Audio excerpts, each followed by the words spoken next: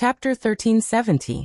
Unexpectedly, this incompetent woman had the guts to bring the new marriage law to the magistrate, claiming that she wanted to sever ties with her husband. Severance referred to the separation of husband and wife if one party fought, insulted, murdered, or raped the other party's relatives. This form of divorce favored the rights and interests of the husband's family. For example, if the wife had the intention to murder her husband, she could sever ties with him, but if the husband had the intention to murder his wife, it did not constitute a condition for severance. After Han Yu's amendment and Jiang Pingji's adjustment, the law was given a new meaning. If one party of husband and wife beat, murdered, attempted murder, or raped the other party's relatives, it would be considered as severing ties between husband and wife. If the husband stole his wife's dowry, beat his wife, insulted and beat his relatives to the point of disability, or took a concubine as his wife, the wife could also propose severance. The lady from Chang and Lane met the conditions for severance. After the severance, she fought for custody of her 2 children with the excuse that her husband was violent and cruel, and had beaten her son until he was deaf. Although her husband's family was angry and ashamed, they thought that their children would not be implicated after the severance, so they swallowed their anger. Of course, if the new marriage law had not been announced at this time, the lady from Chang and Lane would have ended up like this. If she returned to her hometown with her husband's family, she would most likely be tortured to death, and her children would have no future. If she chose to sever ties with her husband and become independent, she would at least have a way out. When these ladies got married, most of them had a large dowry, which was enough for the 3 of them to live on for decades. After seeing her example, the wives of the criminals clamored to divorce or sever ties with their husbands. They all wanted to take advantage of this loophole. There was no hope for their husbands in this life, but there was hope for their children. He didn't know if he could succeed in taking advantage of this loophole. Madame Do heard all this and sighed. It's not easy for a woman to be independent. Someone laughed. Even if it's not easy, you have to live. No one has it easy in this world. Madame Do looked at the person and found that it was a tall and beautiful woman who looked to be in her early 20s. But she was confused by the way she dressed. She was in her early 20s, but she still had her hair in a bun. Madame Do did not know the identity of the person, so she responded with a smile. That makes sense. That person sat down on the empty seat beside Madame Do. His eyes were filled with curiosity, as if he had never been to such a tea party before. How should I address you, my lady? It turned out that the gossiping madam had gone to find another group. Madame Do was rather bored and took the initiative to talk to the woman who was just now. Me? The man rolled his eyes and smiled. My surname is Jiang. Madame Do's eyes flashed and she asked in surprise, could it be Captain Jiang? Madame Do's conjecture was confirmed with a smile. Little did he know that the person who impersonated Jiang Nongqin was being mocked by countless salted fish. Tudo feitio. Leaving your subordinates and work behind to look at a beauty? Does your conscience not hurt? Jiang Pingji smiled as she touched a handful of melon seeds and started munching on them. Host V. Why does it hurt? Not only was it not in pain, it was also alive and kicking. Madame Do looked around as she continued to munch. Seeing that she was behaving so rudely, the smile on Madame Do's face disappeared, and she quietly moved further away. As expected of a woman from the military camp, she did not have the slightest bit of elegance and nobility. Jiang Pingji ignored Madame Do's reaction and happily finished munching on a plate of melon seeds. Before coming to the tea party, she went to visit Jiang Nongqin, who was said to be suffering from morning sickness. By chance, she found out that there was a well-made invitation on her table. After asking about it, she found out that it was a tea party hosted by Madame Han. She happened to be bored, so she brought the invitation to join in the fun. 3 women in a play. With more than 30 women gathered together, it was not just 10 plays. Jiang Pingji used her extraordinary hearing and strong spirit to memorize everyone's conversation in her head. Judging by the reactions of the madams, the new marriage law that was announced was not bad. She touched the empty plate and realized that it was empty. She hurriedly called for the servant girl to add another plate. Because of the small mountain of melon seed shells on the table, the group of noble madams could not help but move away from her. leaving an empty space. The salted fish in the streaming room felt very embarrassed. The streamer was such a disgrace to salted fish. At that moment, Madame Han happened to notice the strange situation in the corner. She glanced around and suddenly froze on the spot. Among the many madams present, Madame Han was the only one who had seen Jiang Pingji up close. She dismissed the other ladies with a stiff smile, and came to Jiang Pingji's side with some apprehension. "May I know how I should address you?" Madame Han probed. Jiang Pingji was obviously pretending to be innocent, so it was not appropriate for her to expose her identity. "Madam, just call me Madame Jiang." Madame Han could not sit still. She did not know why the other party had come. Jiang Pingji chose to be honest. "I'm just here to slack off. You don't have to be nervous. You don't have to call me over." She had a good memory, so of course she remembered Han Yu's wife.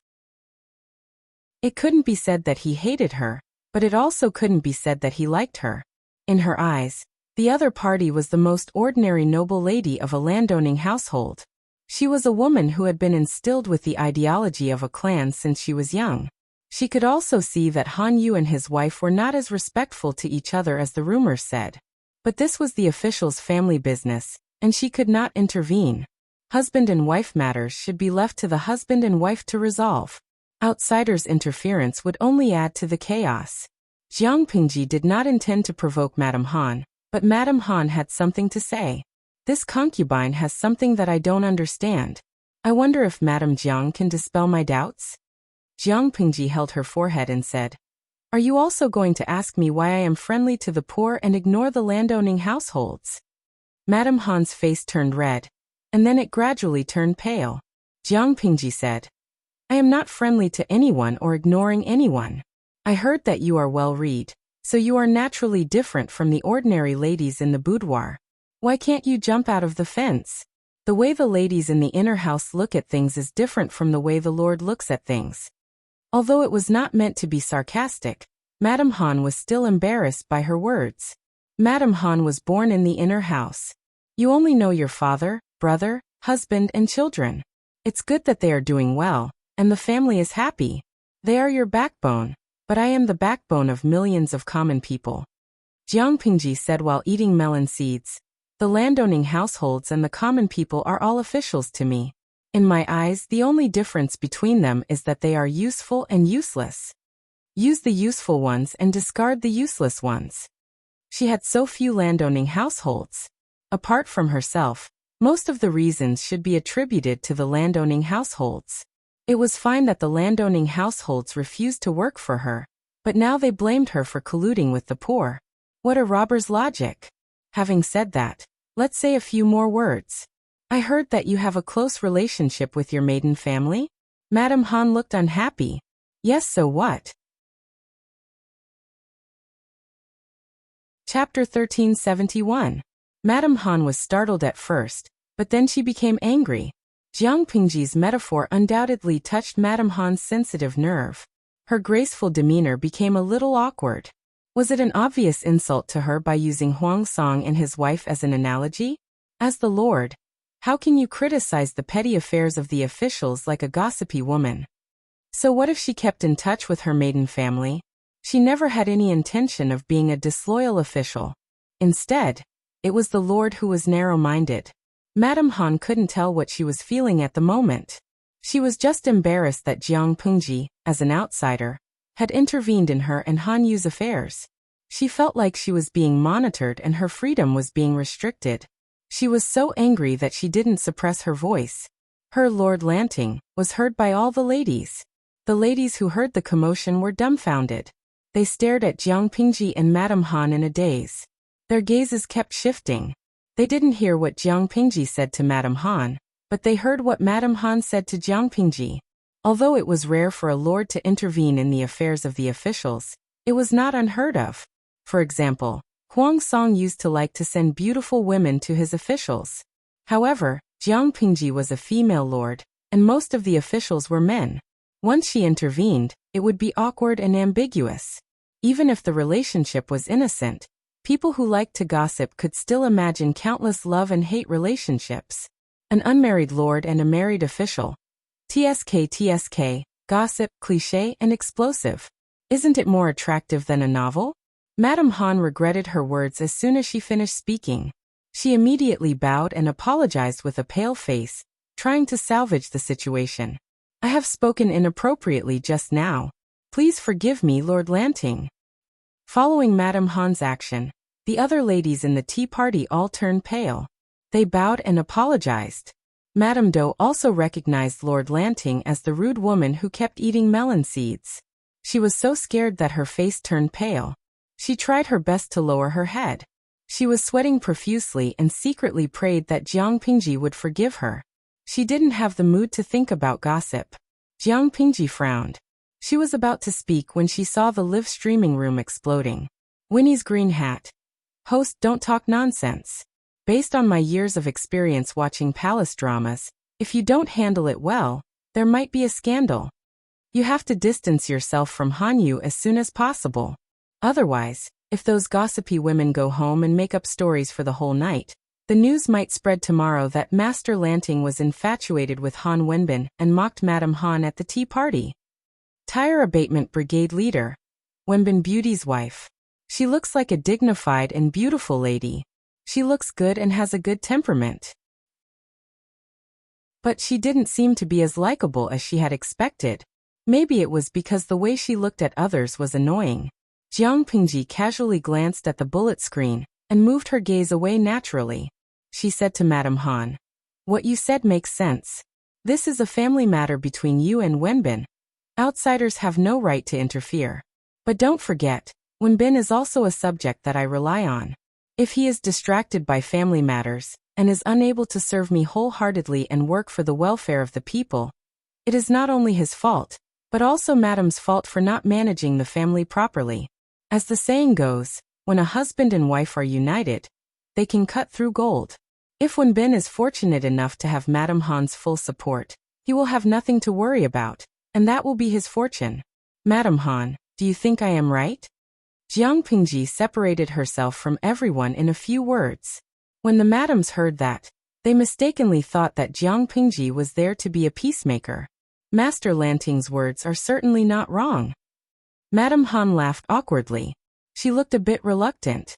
Jiang Pingji asked her and the other madams to stand up and left after a while. She was there just to eat melons and slack off. Now everyone knew that she had slipped away for work. Jiang Pingji's presence, there was like a class teacher watching over the students' evening self-study. Everyone was silent. It was so quiet that the sound of a needle dropping on the ground could be heard. As soon as she left, the originally quiet tea party exploded with a bang, and people started chattering non-stop. The madams looked at Madame Han with complicated expressions. The fact that Master Lanting personally came to mediate the family affairs of his subjects showed that the relationship between Han Yu and his wife was on the verge of breaking down. However, Madame Han was the host of the tea party. Out of etiquette, they couldn't speak freely. They couldn't talk about this topic because they had other topics to talk about. Was that really Master Lanting? What a beautiful girl. I heard that she is still unmarried. It's true. Jiang Pingji's hairstyle had always been that of an unmarried girl. At most, she looked more mature than a young girl. A madam in her early 40s said with certainty, "Of course it's true. She is still young. She is a proper virgin." Everyone exclaimed, but after a while they were puzzled. Before they saw the real Jiang Pingji, they all wondered if she was so ugly that no man wanted her, and she was still unmarried at this age. Now that they saw the real Jiang Pingji in person, her appearance and temperament were extraordinary. Not to mention men, even ordinary women would fall in love with her. Why was she still single with such a good appearance? Jiang Pingji expected that she would become the topic of discussion among the madams, but she didn't expect that it would become the fuse of Han Yu and his wife's quarrel. As the tea party ended, the madams went home. The news of Jiang Pingji's sudden appearance at the tea party also spread. Han Yu hurried back home after a long journey. When he heard the news, he immediately went home. Madame Han was sitting in the main hall. The outline of her profile was flickering in the dim candlelight. The crackling of the candlelight could be heard from time to time. She said sarcastically when she saw Han Yu come back, "Lang hasn't come back for 6 days. I accidentally offended Master Lanting today, So you came back in a hurry. Hanyu stopped halfway through the door when he heard this. His nervousness turned into suffocation in his chest. If you have something to say, just say it. Why are you beating around the bush? His lord and Hanyu only had a simple relationship. Madame Han had insulted both of them by speculating about the relationship between a man and a woman. A gentleman would die for his bosom friend. His lord was that bosom friend. Hanyu certainly wouldn't allow such malicious slander. Han Wenbin, are you here to denounce me? Madame Han was furious. Although she was rude in the daytime, it wasn't enough for Hanyu to come back and scold her. You're being unreasonable, Hanyu said. When did you have the intention to punish me? He finally came back from outside. He couldn't even go home. Did he deserve to spend the night in a guest house? Not denounce me? Am I being unreasonable? Madame Han said. I would like to ask. My husband and Master Lanting are bosom friends. Did you sleep together and have a close relationship? If not, why did she embarrass me in public and interfere in my family affairs? She has her eyes on the world. She is the backbone of the people. I am just a woman in the inner house, but I know what it means to avoid arousing suspicion. Hanyu was enraged when he heard that. Madame Han calmed down and stroked her cheek with her hand. Chapter 1372. First, he sent his son to the Golden Scale Academy from the family school despite her objection, and let his son and daughter go with him. He was good to his son and daughter, but he was unfair to her ruiner. How could a concubine's son and daughter have such good fortune? Madame Han couldn't help but say these words. Her face was full of hatred and jealousy. Hanyu said, since you have a grudge against me, why did you get yourself into trouble that year? After he got married, he handed over the 2 maidservants who had served him to her, and told her to settle them down. He gave them a generous sum of money to remarry. It was obvious that she refused his proposal, and even made them his concubines after his eldest son, Han Run, was born. If Madame Han hadn't asked someone to stop the concubine soup, the concubine's son and daughter wouldn't have been born. Men are fickle since ancient times. They say one thing but think another. Lang Jun obviously wants to keep them. How dare I not do as you say? Madame Han said. I also know that Lang Jun is not infatuated with women. It's better to have 2 beautiful, obedient women in the backyard than Lang Jun learning from those dissolute wastrels and sleeping with women every day, isn't it? If Lanting Duke was me, would Lang Jun still be so fickle? Hanyu said angrily. You are getting more and more ridiculous. What does this have to do with the Lord? Even if he was jealous, he should follow the basic rules. Madame Han saw Hanyu's fierce reaction, and her heart turned colder. She couldn't control her calm demeanor anymore. Han Wenbin, you bastard. That night was destined to be a sleepless one for the Han family. Han Run prepared for the next day, and reviewed the key points during the day. He was about to fall asleep when he heard hurried footsteps. Lang Jun, something bad happened. Master and Madam are fighting. Han Run was yawning tiredly. When he heard this, he almost choked, and his drowsiness disappeared. What? Han Run exclaimed in shock. Who's fighting with who? The housekeeper said. Master and Madam are fighting. Han Run opened his eyes wide in shock. He really couldn't associate his gentle wife and his dignified mother with fighting. Why couldn't they just quarrel? Why did they have to fight? Han Run regained his composure after a long while. He hurried all the way to the main courtyard. Before he could even get close to the main gate, he heard a series of clanking sounds. He could still vaguely hear his mother's strange and sharp argument. Han Run was very anxious, but he didn't dare to push open the main gate. His mother was an extremely proud and strong-willed person. She would rather die than let others laugh at her, even if it was her son. Just as he was feeling anxious, the front door suddenly opened. Han Run saw his father's clothes in disarray, his hair disheveled, there were a few bloodstains on his cheek, and his eyes were black and blue. He cut a sorry figure. Han Run was just about to speak, but his voice was stuck in his throat. No matter how hard he tried, he could not spit it out.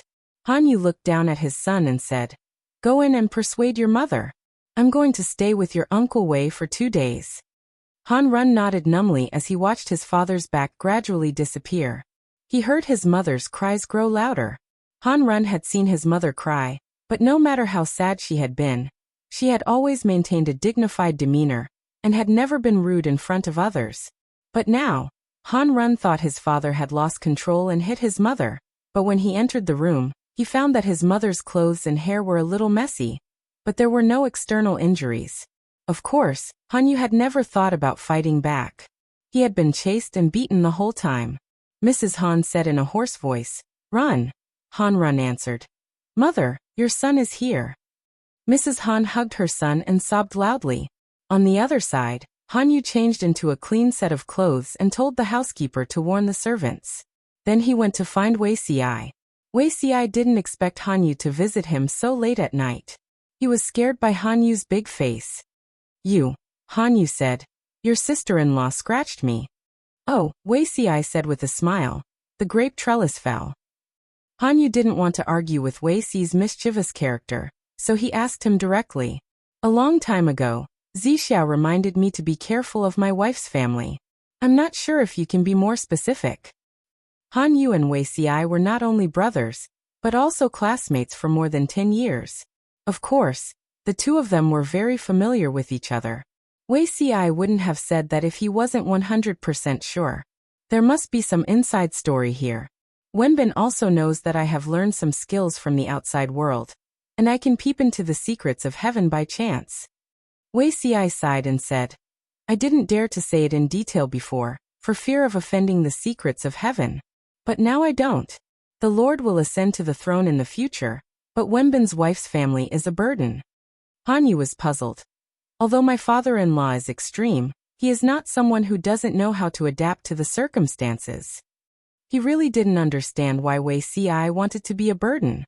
Adapting to the circumstances doesn't mean that I'm not greedy.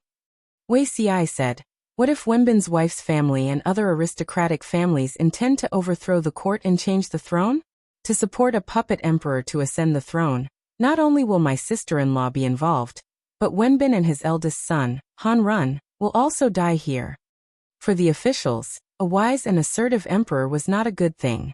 Hanyu's face turned pale after hearing that, but he quickly figured out the key point.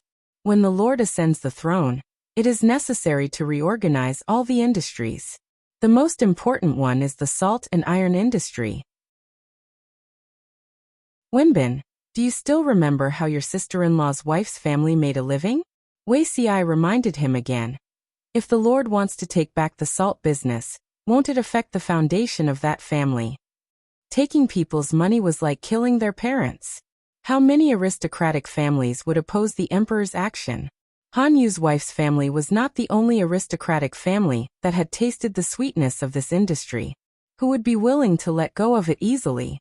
Just as the emperor said, the chaotic times had fostered the ambition of these people, making them forget their original intentions one by one. The salt and iron industry were originally monopolized by the government. If the people were to smelt and boil the salt, they could accumulate millions of wealth in an instant and create a powerful force.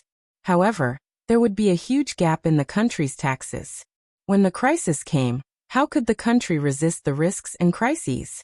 Hanyu was sweating profusely after listening to just a few words. "Try to persuade my sister-in-law. If you can't persuade her, it's better for her to divorce. If she doesn't sever ties with her family, you won't be able to escape death. It was better to destroy 10 temples than to ruin a marriage." Wuxia didn't want to persuade Hanyu and Mrs. Han to divorce unless he had no other choice. Hanyu was struggling inside and asked Wuxia, "What you've said, is every word true?" Wuxia nodded. Hanyu seemed to have lost all his strength. He looked a lot more dispirited. "When it's time to make a decision, it's not only for you, but also for the family." In his previous life, Hanyu's wife and eldest son were involved in the conspiracy to usurp the throne. Naturally, Hanyu couldn't escape. If the emperor wanted to protect Hanyu, she couldn't punish the others severely. She could only deal with them gently. In order not to put the emperor in a difficult position, Hanyu committed suicide by swallowing gold. He claimed to the public that he committed suicide to escape punishment. The huge Han family fell apart. Chapter 1373. About this. I will think about it. Hanyu, who was always clear and decisive, showed a rare look of confusion and struggle. He was not a person who showed his emotions on his face, but now he couldn't control his true feelings, which showed how much he struggled and hesitated. Think about it again. Wuxia sighed and acquiesced. He didn't continue to pressure Hanyu. After all, it was only Hanyu's family business. As his junior, Wuxia couldn't interfere too much. He could only stop when necessary. Whether Hanyu's marriage was good or bad depended on whether they were fated to be together. You know a little about the Lord's temper. If she wants to do something, she won't be merciful. Wuxia revealed some information to Hanyu, hinting that Hanyu should hurry up if he wanted to do something so that he wouldn't be involved. In the previous life, the emperor didn't take back the salt and iron business until after the founding of the country. There were so many variables in this life. Jiang Pingji had targeted Hanyu's family too early because of Wuxi's influence. It was fine if she didn't know, but now that she had found the salt and iron business, she wouldn't let a few gentry families monopolize it. Hanyu nodded with a pale face. He sounded a little worried. How are you going to explain to the Lord if you reveal this to me? Wuxia blinked his eyes in surprise. He didn't doubt Hanyu's integrity, but he didn't know that Hanyu was worried about the wrong thing. The Lord values you so much. She certainly doesn't want you to be involved with the Yu family. If you can escape unscathed, the Lord will have less to worry about. In the previous life, the emperor was determined to protect Hanyu. Hanyu was aware of the emperor's determination, so he committed suicide by swallowing gold. The emperor wanted Hanyu to live, and Hanyu didn't want the emperor to break his principles for him. Alas, if they could be together in this life, it would make up for the regrets of the previous life. Hanyu nodded. He successfully misunderstood that Wuxia said this to him because of Jiang Pingji's instructions. His depressed mood was a little warmer. Wuxia suggested, "It's getting late. I'll ask someone to prepare some hot water. Why don't you take a bath and tidy up?" Although the candles in the room were not bright, the long bloodstains and bruises on Hanyu's face ruined the beauty of his whole face. Wuxia had never seen Hanyu in such a miserable state. He couldn't imagine that Mrs. Han would hit him out of anger. He said with a smile, "Fortunately, Shirsao is not from the women's camp. Otherwise, if she were to be rough with you, I'm afraid I would have to see you in the infirmary of the medical center." This was not a joke. In his previous life, a certain female soldier retired from the army and returned to her hometown to get married. Her partner was her childhood sweetheart. After this childhood sweetheart got married, life gradually changed him into a different person. He changed from a diligent and honest person to a drunkard and lazy person. After the female soldier gave birth, not only did her childhood sweetheart not change for the better, but he also became even worse. In the end, he became addicted to gambling. Not only did he lose all his savings, but he also crazily pawned his wife and daughter to the casino. The thugs of the casino came to capture the female soldier and her daughter. They thought it would be an easy job, but the female soldier rushed home and saw them taking her daughter away. She was so angry that she picked up a pole and beat the thugs to the ground. In front of the entire village, she beat up her husband with her bare hands. "When I was killing people on the battlefield, you were still begging for milk in my arms." If Madame Han had the same fighting capacity, she might have had to find someone to summon her soul to see Hanyu if the doctor came a little later. Hanyu said helplessly, "Do you dare to show your mischievous personality in front of others?" He only knows how to laugh at people. He felt that he had lost all his face this year. Wuxia found a set of clothes that he had never worn before and gave them to Hanyu to change into. The two of them were about the same height, but Hanyu was thinner than Wuxia, and the clothes were a little loose. Wuxi's guest room was not well maintained, so it was rude to use it to entertain guests. Therefore, he and Hanyu slept together and made do for the night. The two of them had a good sleeping posture, and there was no intention of being intimate. But no fujoshi could control herself when two handsome men were lying together. Jiang Pingji was not a fujoshi, so she did not feel emotional when she saw them. Instead, she sighed deeply. Wenbin was good in every aspect, but he was too good at spoiling people's mood. Jiang Pingji jumped nimbly and flipped over the roof silently. She heard a sound from the tip of her ear.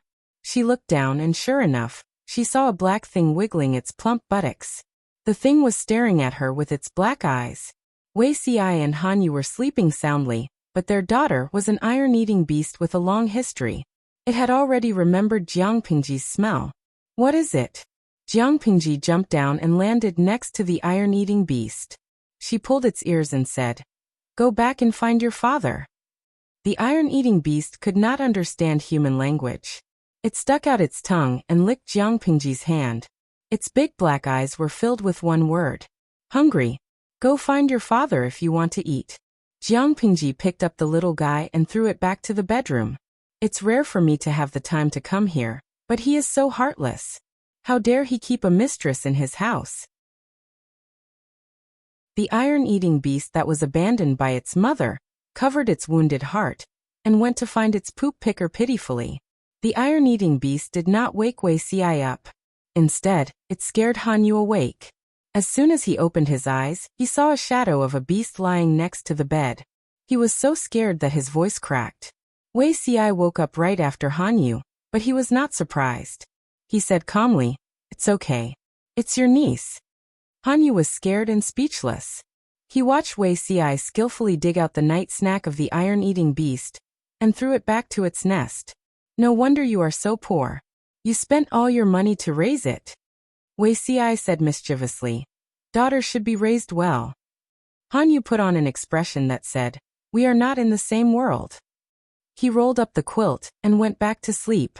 He recognized the iron-eating beast. The Lord used to joke that this little thing was Wuxi's daughter. Fengzhen also joked that it was the future Lord. Sure enough, his junior brother and the Lord were having an affair. Hanyu stayed with Wuxia for 2 days and made up his mind on the 3rd day. It would be best if they could get back together. If not, their marriage as husband and wife would come to an end. Before the conversation, Hanyu was still looking forward to it. But after the conversation, he felt physically and mentally exhausted. It was not Hanyu who brought up the separation. It was Mrs. Han. "You and I have slept together for so many years. How can I not know what the person next to me is thinking?" Mrs. Han saw the surprise in Hanyu's eyes. She said quietly, "I would rather bring it up to save face than to hear the word separation come out of your mouth." She knew that their marriage had come to an end since she attacked Hanyu. Mrs. Han was very calm, which made Hanyu feel a little guilty. "It's my fault after all. You are Run and Chier's biological mother, and you will always be." Hanyu thought for a while and said, "Run will reach the age of engagement in a few years. When he gets married, there will be a mistress in charge of everything in the mansion." Mrs. Han held back her sadness and said, "Whether you want to find a stepmother for them or not is your business. You don't have to tell me." Hanyu lowered his eyes and prepared the 4 treasures of the study. He picked up the brush and wrote a letter to release his wife. Chapter 1374. Hanyu and his wife had divorced. The news shocked the entire circle of noblewomen. Everyone was talking about it, and they couldn't help but imagine a few dramas. Mrs. Han left most of the dowry for her 2 sons and future daughter-in-law, and she left with her dowry and guards. After she left, life in the Han mansion went on as usual, but the rumors outside were extremely unpleasant. Han Run couldn't help but ask Hanyu. "Rumor has it that father forced mother to leave because he had an affair with Duke Lanting. Is this true?" Han Run certainly didn't believe it, but he couldn't help but waver when so many people said the same thing. Hanyu was busy with his work. He put down the pen in his hand and asked calmly when he heard his eldest son's question. "Where did you hear that?" Han Run said, "That's what people say, even the elders in the mansion." Hanyu asked him, "Do you believe it?" Han Run bit his lip. He was terrified in front of his serious father and shook his head slightly. "You are the eldest son of your mother and father, and you will be the pillar of the family in the future. Do you think the rumors and slanders in the streets and alleys can blind your eyes and affect your judgment?" Hanyu wasn't as calm as he used to be. His voice wasn't heavy, but there was a sense of majesty in his words that made Han Run afraid. "Do you know how these rumors came about? How did they get into our mansion?" Before the divorce, Hanyu treated his eldest son as a child, and his words and attitude were somewhat indulgent. After the divorce, He regarded his eldest son as an adult, one of the men who was responsible for the whole mansion. If Han Run was always so easily deceived, it would be a waste of his years of teaching. Han Run didn't dare to look directly into his father's eyes, and his eyes were evasive. "Father, I know I was wrong. But, is there really no inside story about mother and father's divorce?" "Of course there is inside story." Han Yu asked his eldest son. "I can tell you, but can you bear the responsibility?" Han Run's little face was pale, and he hesitated for a long time before he nodded heavily. "Father, please tell me." Han Yu looked down and said, "Do you know what kind of business your grandfather runs?" Han Run shook his head. He really didn't know. Han Yu told him, "Your grandfather's family runs the illicit salt business. I don't have to explain too much to you. You should understand what illicit salt is." When Han Run heard this, the color drained from his already pale face. "Your maternal family is unwilling to relinquish power, so I can't do anything about it." Han Yu looked at his son and said, "Not only that, but they also seized the land by force, expanded the salt pans, and cooperated with several local gentry families to rake in countless ill-gotten gains. The Lord had previously sent messengers to sound out your grandfather and the others. Not only did they have no intention of handing over the illicit salt business, but they even obstructed the emissary's investigation time and time again." After Han Yu and Mrs. Han left, Jiang Pingji noticed that he was in low spirits, so she made a special trip to talk to him. It was only then that Han Yu realized how dangerous his family's situation was. The Yu clan's death wish was bigger than he had imagined. "I was worried about you at first, but now that you've separated from your wife, I don't have to worry anymore." Jiang Pingji was a practical person. She had already noticed Han Yu's Yu clan when Wei Ci revealed to her the ending of Han Yu's previous life. After a year of in-depth investigation, Jiang Pingji had already thought of more than 10 ways to take advantage of the fat sheep. She had also secretly done some tricks. The reason why she hadn't really taken action was that she was afraid of Han Yu and didn't want to hurt the innocent. Now, she could finally sharpen her knife to take advantage of the situation. Han Run was still young, but he knew that salt was a highly profitable industry that concerned the people's livelihood. When the country was divided, his grandfather took advantage of the chaos to get involved in the salt business. Now that Dongqing was more or less stable, he still refused to let go. He was tired of living and wanted to hang himself. Han Run couldn't help but swallow his saliva. He finally realized the importance of the matter. "What if the Lord of Lanting wants to take action against my grandfather's family? What about my mother?" It was easy to imagine the situation of a woman who married and then divorced. Han Yu patted his son's shoulder and said earnestly, "You and Qi are her sons, and also her last resort. Our relationship as husband and wife has come to an end, but your relationship as a mother and son is not over. Whether she will be good or bad in the future depends on you and your brother's luck." Han Run felt that the weight on his shoulder was extremely heavy. When he thought about his previous thoughts, he felt even more ashamed and wanted to find a hole to hide himself in. What was the difference between him and the Lord of Lanting when he speculated about the relationship between his father and the Lord of Lanting? He was not even as good as those shrews. The rumors about Han Yu and Jiang Pingji were naturally spread by the noble ladies at the tea party. After all, the divorce between Han Yu and his wife happened after that tea party. Jiang Pingji didn't do anything to them. Instead, she brought their husbands over and scolded them harshly. They couldn't even manage the inner chamber well. They allowed their wives to spread false gossip everywhere. Were they incompetent or not? Was it because they had too little work on their hands, so they were all bored out of their minds? They were ignorant and stupid. What vision could those stupid wives have? Most of their children were short-sighted. Jiang Pingji scolded them. The husbands who were scolded went home and reprimanded their wives. Before the wives could cry and shout that they were wronged, Jiang Pingji's messenger came to their door. She organized a popular science class and required the wives to attend 2 classes every 7 days. Each class lasted half a day. After the class, they had to write their reflections. If they had the time to attend tea parties, eat melon seeds and gossip, they might as well use it to enrich their brains that were stuffed with hay. to gain knowledge and broaden their horizons. For a while, the tea parties disappeared from Xiangyang district. The wives in Wanzhou and other places also reduced such activities. Jiang Pingji had completely forgotten her dark history of sneaking to tea parties to eat melon seeds while she was working. However, she was the lord. Her subordinates didn't dare to remind her at the risk of being slapped. The slap from the wives was a caress. At most, the face would be swollen. The slap from the lord was an invitation from the king of hell. His head would fly to the sky. After a series of swift and decisive measures, the gossip disappeared without a trace. Jiang Pingji snorted. She stroked the stiff fur of her daughter, and said, "It's because she needs to be taught a lesson." Wuxia sighed softly. The frequency of the Lord's night raids had increased a lot recently. "How do you plan to deal with those families, my lord?" The salt pans still had to be taken back, but it was a profiteering business after all. Forcefully seizing it would inevitably cause criticism. After all, his lord hadn't ascended the throne yet. "I can't use the crime of smuggling salt to deal with them. Otherwise, people will think that I'm taking it by force." Jiang Pingji stroked her daughter's fur and fed it bamboo shoots. She said, "They're not united. Besides selling salt, they have other illegal businesses. There are many ways to deal with them. I've governed Dongqing too well. It gives them the illusion that they're in a prosperous era. They've forgotten that it's a chaotic world now. The rules and laws are decided by my fists. If they have the guts, they'll either rebel against me now or admit defeat."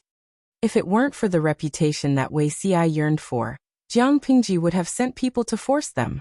Why would she resort to peaceful means before resorting to force? Wuxia smiled and said, "You're right, my lord."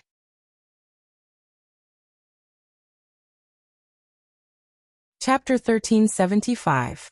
Madame Han's family name was Tao. Although her family was not as rich as the Fangs, it was much richer than 10 Fangs. The Tao's genealogy could be traced back to before the 16 kingdoms, but it was after the establishment of Dongqing. Their performance before that was mediocre.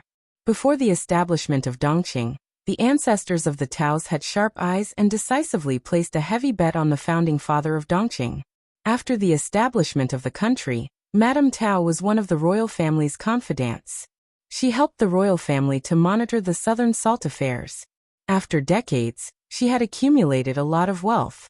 Until more than 20 years ago, when 2 emperors of Dongqing made a mess and ignored the court, Madame Tao took advantage of the loopholes and cooperated with the local gentry to control the salt affairs in the southern territory of Dongqing. She did a lot of tricks on the taxes. After tasting the sweetness too many times, she became bolder and bolder. Of course, the grand occasion of adding oil to the fire and flowers also scared many people who were still clear-minded. They never thought that God would be so powerful. Dongqing was invaded by the northern borderline, the earthquake in Shangjing, and the capital was moved to Qinzhou. After a series of tricks, Dongqing was played to death by the royal family. Then there was the separation of feudal vassals. All the forces fought fiercely for a little territory. Under such circumstances, who would pay attention to the illicit salt business? Madame Tao and several other powerful forces tore up the last fig leaf and openly occupied the illicit salt business. In just a few years, they had accumulated a huge wealth that was even greater than Jiang Pingji's.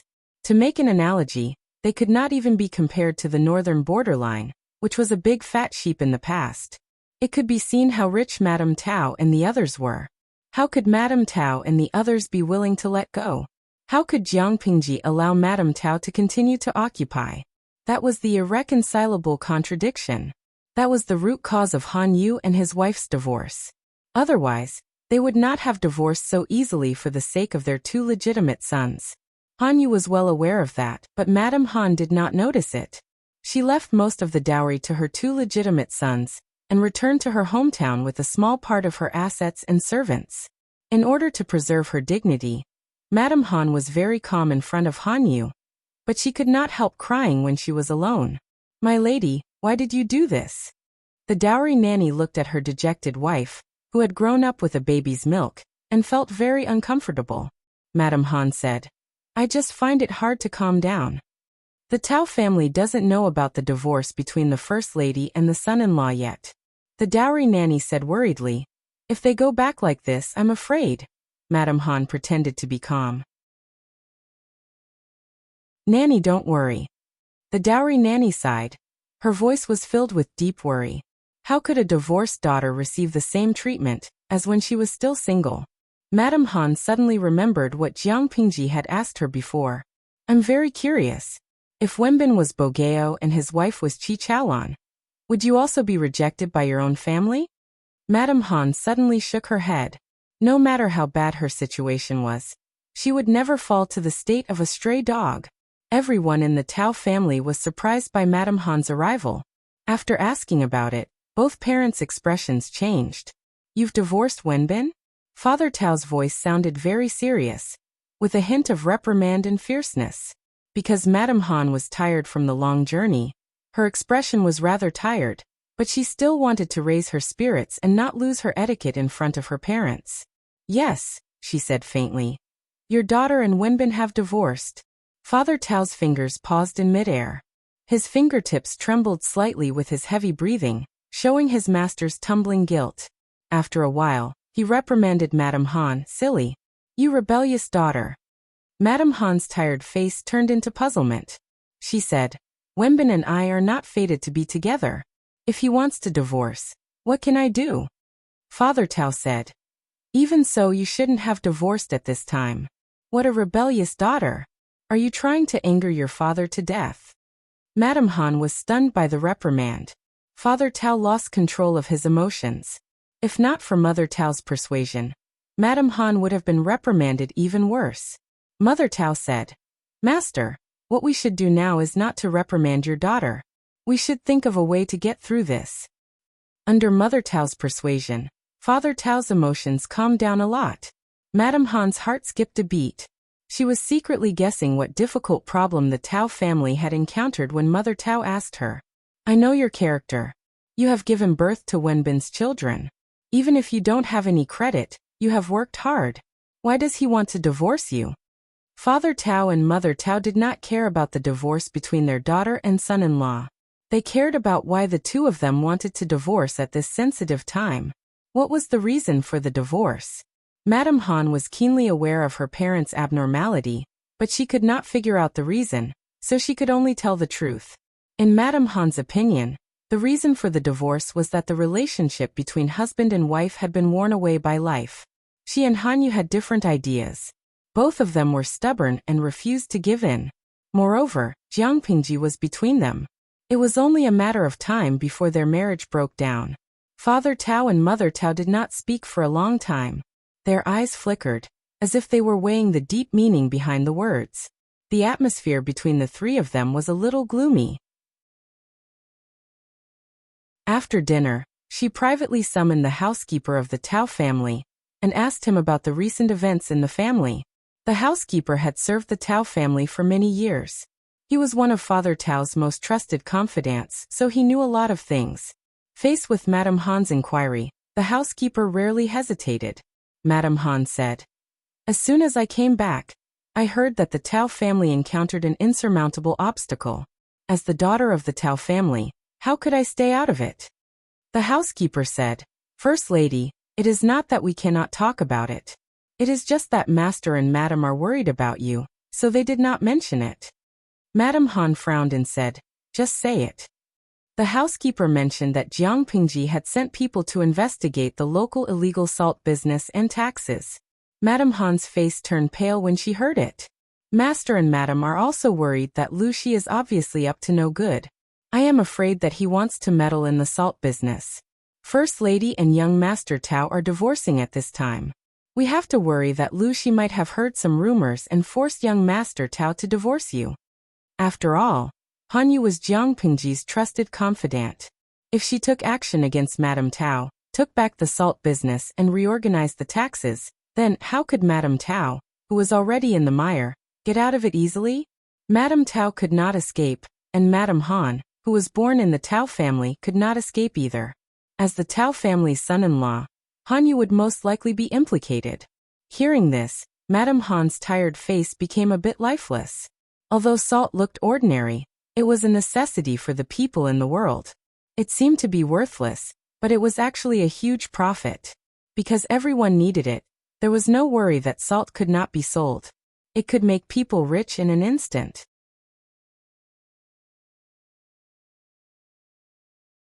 Chapter 1376. If she was still Han Yu's wife, based on how much Jiang Pingji valued Han Yu, she would probably hold back for fear of harming the innocent. In the end, she left without saying a word. Jiang Pingji had no more scruples. She was afraid that she would not be merciful. The housekeeper didn't say anything, but judging from his expression, he agreed with Madame Han's words. It was unwise to leave at this juncture. The housekeeper sighed. Now I only hope that it was not Lord Lanting's idea to leave the First Lady. Madame Han was anxious and uneasy. Now that she thought about it carefully, she couldn't figure out the real reason why she left Han Yu. Madame Han stayed in the Tao's house. Although she didn't go out every day, she could feel that the atmosphere in the house had become weird.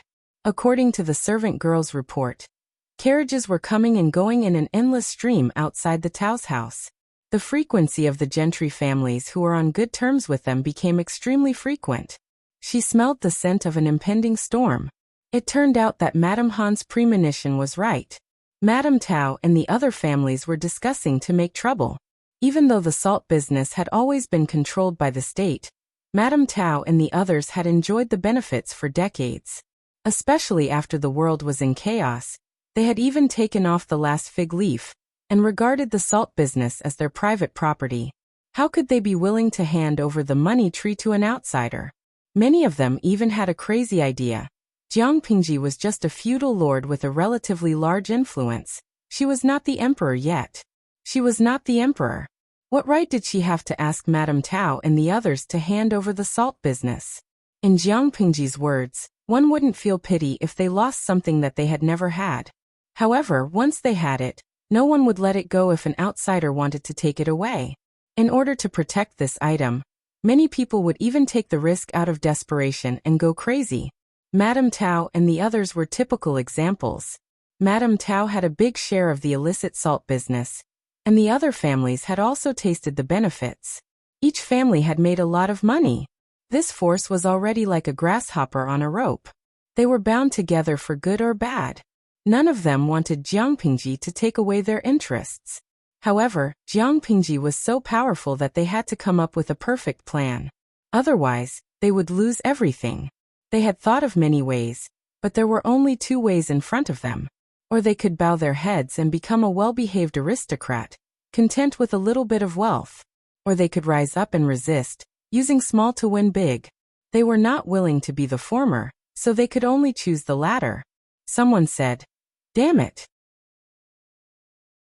If I had known that Lucy had such wild ambitions, I would have rebelled against her before the situation in Dongqing was settled." The situation in Dongqing was still unsettled. A few feudal lords were locked in a fierce battle. This was a good opportunity for them to fish in troubled waters. Now Su Fei, Su Bei, and Huang Song had successively knelt down. Dongqing had become Jiang Pingji's sole authority. What could they use to confront her head-on? The other person thought about it and said, "Even so, it's not like there's no other way." When Papa Tao heard this, he asked the man, "What do you mean?" The man reminded, "Gentlemen, please do not forget that other than Lu Shi, there is still a feudal vassal in Dongqing." Everyone was stunned for a moment, and only after a long while did they remember something. Dongqing's Zhangzhou was still in Yang Tao's hands. Papa Tao asked, "What do you mean by that?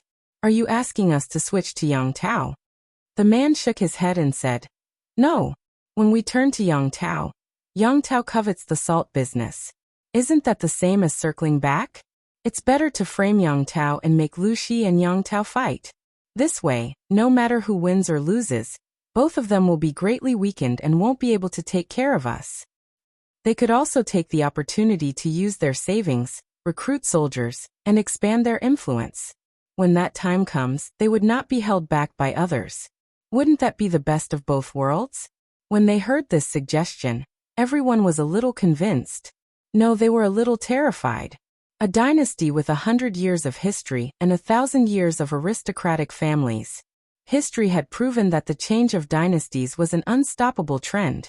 The aristocratic families could survive the change of dynasties, but the royal family could not.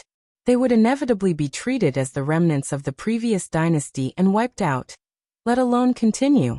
Due to various reasons, although the aristocratic families controlled a lot of resources, they were more inclined to invest in politics rather than take a gamble. Of course, there might be another reason. For example, they were not capable enough, or did they not know what was going on? No matter what, this conversation ended on a sour note. The balance in everyone's hearts was wavering. On one side was the lucrative salt business, and on the other side was the risk of occupying the salt business. It was not a good choice. In the end, their greed won over their reason. Jiang Pingji was a meticulous person. Since she had set her eyes on the salt business, she would not fight a battle unprepared. A year ago, she not only sent messengers, but she also analyzed the aristocratic families and planted many spies. These spies monitored the movements of the aristocratic families led by Madame Tao, and passed the news to Jiang Pingji. She attached great importance to the salt business. Once there was news, it would be passed to her as quickly as possible. While Madame Tao and the others were hesitating, Jiang Pingji had already received the relevant news. If they really dare to rebel, I respect them as men. You can't even compare to me. Are you still a man? Tudu Feiqiu. How can they hide their tricks from great sage Zhang's fiery eyes? They are showing their fox's tail.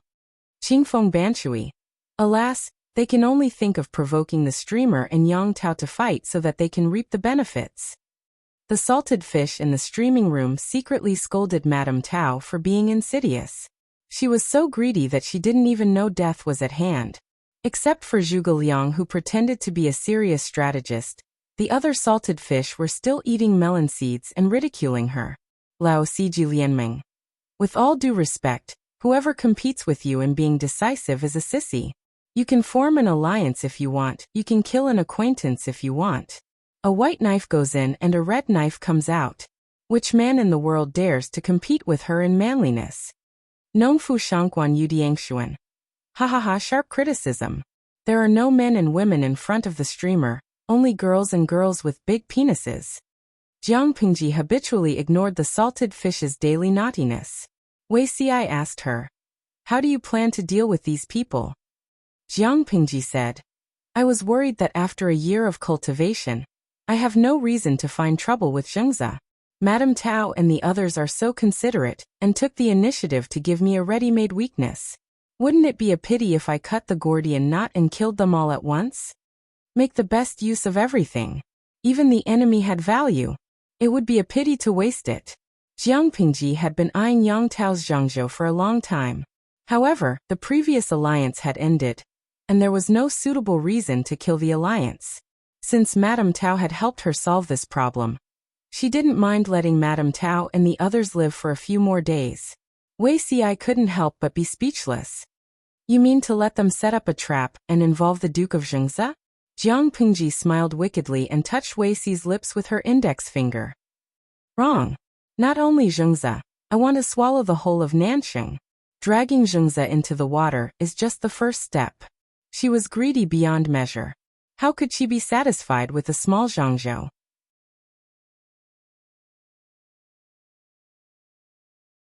Chapter 1377. Even if Madame Tao and the others racked their brains, they would never have thought that Jiang Pingji would be so cunning. They were still dreaming of being the fisherman who would benefit from the fight between the sandpiper and the clam. Little did they know that while their dreams were plump, the reality was very harsh. When Jiang Pingji told Qiguan Rang and the others about Madame Tao's wishful thinking, Qiguan Rang frowned slightly, and there was some ridicule in his eyes. Qiguan Rang thought for a long time before he could think of a more suitable adjective. "Are somewhat naive." Jiang Pingji smiled. "They are indeed quite naive."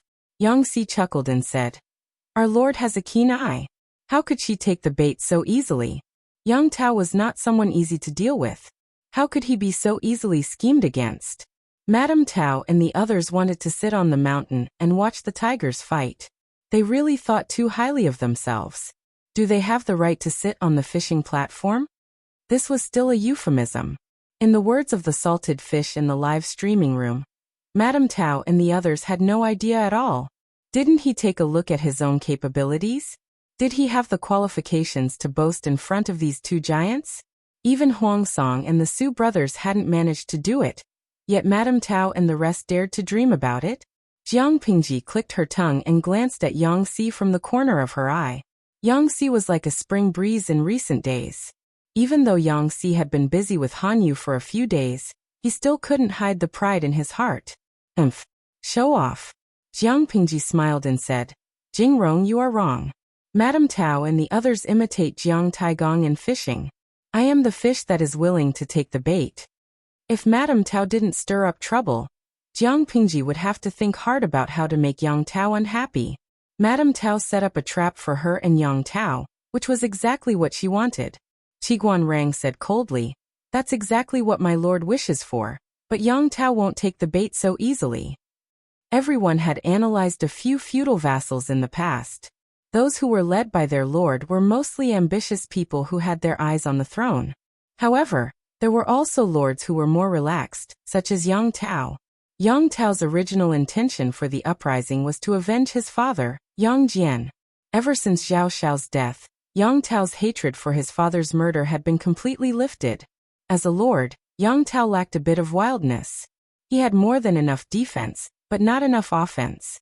Yang Tao was so easygoing that if Madame Tao set up a trap, he might not bite the bait. He also had Yan Lin, who was extremely difficult to deal with. Madame Tao could fool Yang Tao, but she might not be able to fool Yan Lin. Salted fish also have dreams. Maybe Madame Tao's dream can come true.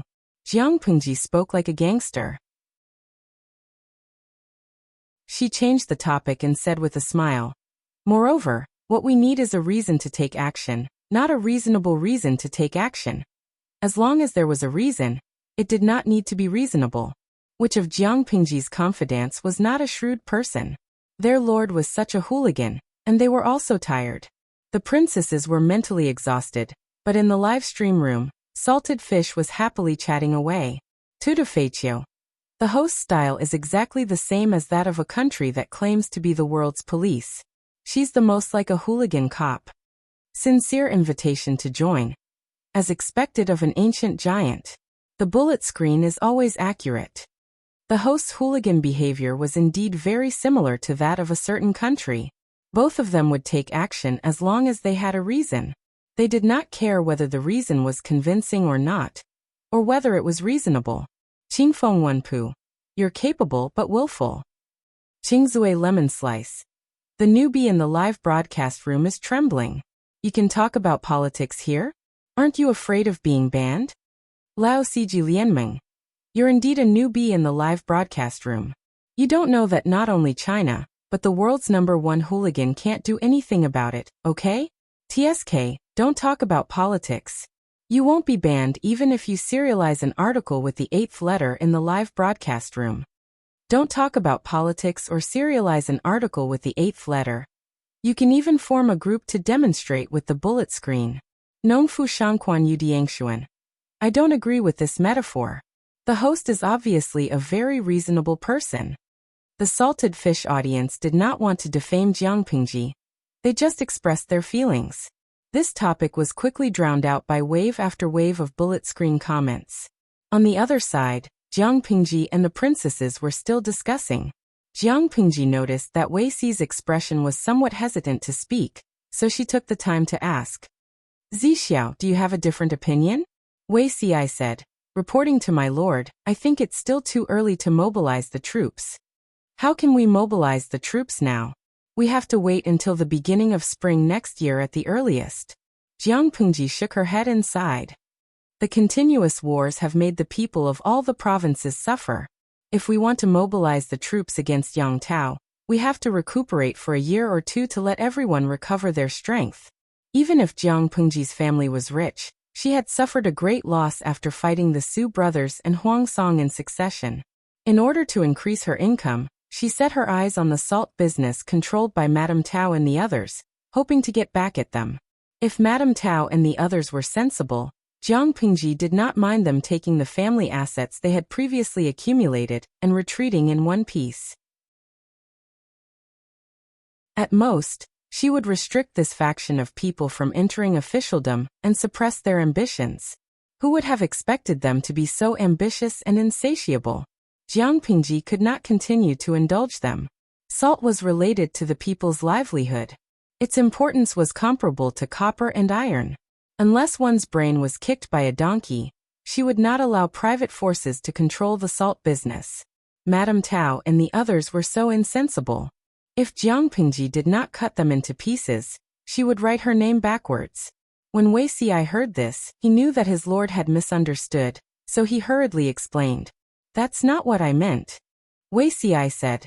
The situation in Nanxing is quite chaotic at the moment. The feudal lords and the 4 factions of Nanman are confronting each other. It's like a raging fire. If my lord hastily intervenes, you will definitely be accused of aiding the barbarians. It's really not appropriate. This was like when Jiang Pingji attacked the northern borderline. Meng Zhan wanted to stab her in the back, but he ended up being condemned by everyone. Similarly, when the feudal lords of Nanxing joined forces to fight against Nanman, Jiang Pingji would be reviled by the world for taking advantage of the situation. This accusation could not be washed clean by the water army. Jiang Pingji said. Zixiao's words make sense. However, as long as they don't destroy the 4 factions of Nanman, I can't use my troops against them? The 4 factions of Nanman had become the protection umbrella for those rookies? Wuxia shook his head and said, the various forces in Nanxing will unite to fight against Nanman. The outcome will be clear by next summer.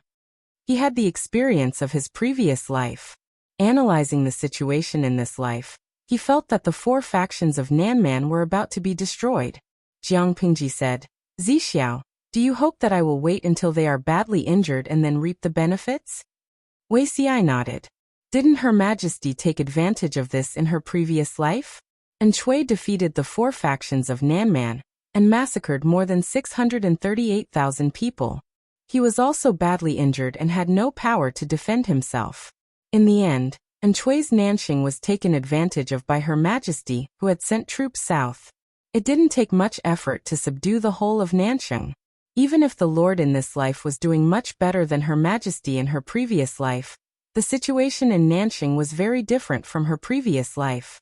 Wuxia didn't want her to take risks. Jiang Pingji said. It doesn't seem to be a long time from the beginning of spring to the summer solstice. We can still afford to wait. It was rare that Qiguan Rang didn't object. He only glanced at Wuxia from the corner of his eyes. Finally, he looked down coldly.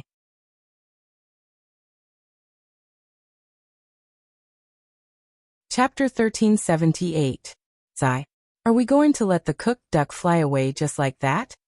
Jiang Pingji was somewhat indignant. She had already made up her mind to kill Yang Tao, but Wuxia told her that she could not do it. She was really frustrated. Wuxia smiled and said, My lord, you're wrong. I'm not watching the cooked duck fly away. I'm just watching them cook better. Jiang Pingji rolled her eyes and chuckled. Zixiao, I like what you said. Wuxia lowered his head slightly, and the corners of his lips curled up a little. Qiguan Rang, Yang Si, and a few others who knew the situation looked on coldly and snorted in their hearts. She had kicked over the basin of cold dog food. Jiang Pingji had to adjust her plan, but Madame Tao did not have the same tacit understanding. She was still scratching her head and thinking of stirring up trouble. How could they provoke the relationship between the 2 feudal lords and make them fight each other? This problem was extremely challenging and stumped a group of people. If Jiang Pingji was a man, they could search for the most beautiful women in the world and follow the example of their predecessors. For a man, the humiliation of being cuckolded and the hatred of having one's wife stolen were more ingrained than any other humiliation. However, Jiang Pingji was a woman and Yang Tao was a man. Unless one of them was a gay man or a G-man, it would not work. It might not work. I heard that Lu Shi is not close to men. He only has women to serve him. One of the people said something shocking. Yang Tao seems to like men too. He has a close relationship with his advisor Yan Lin. The 2 of them married each other's sisters. They often sit at the same table, lie together, and sleep together.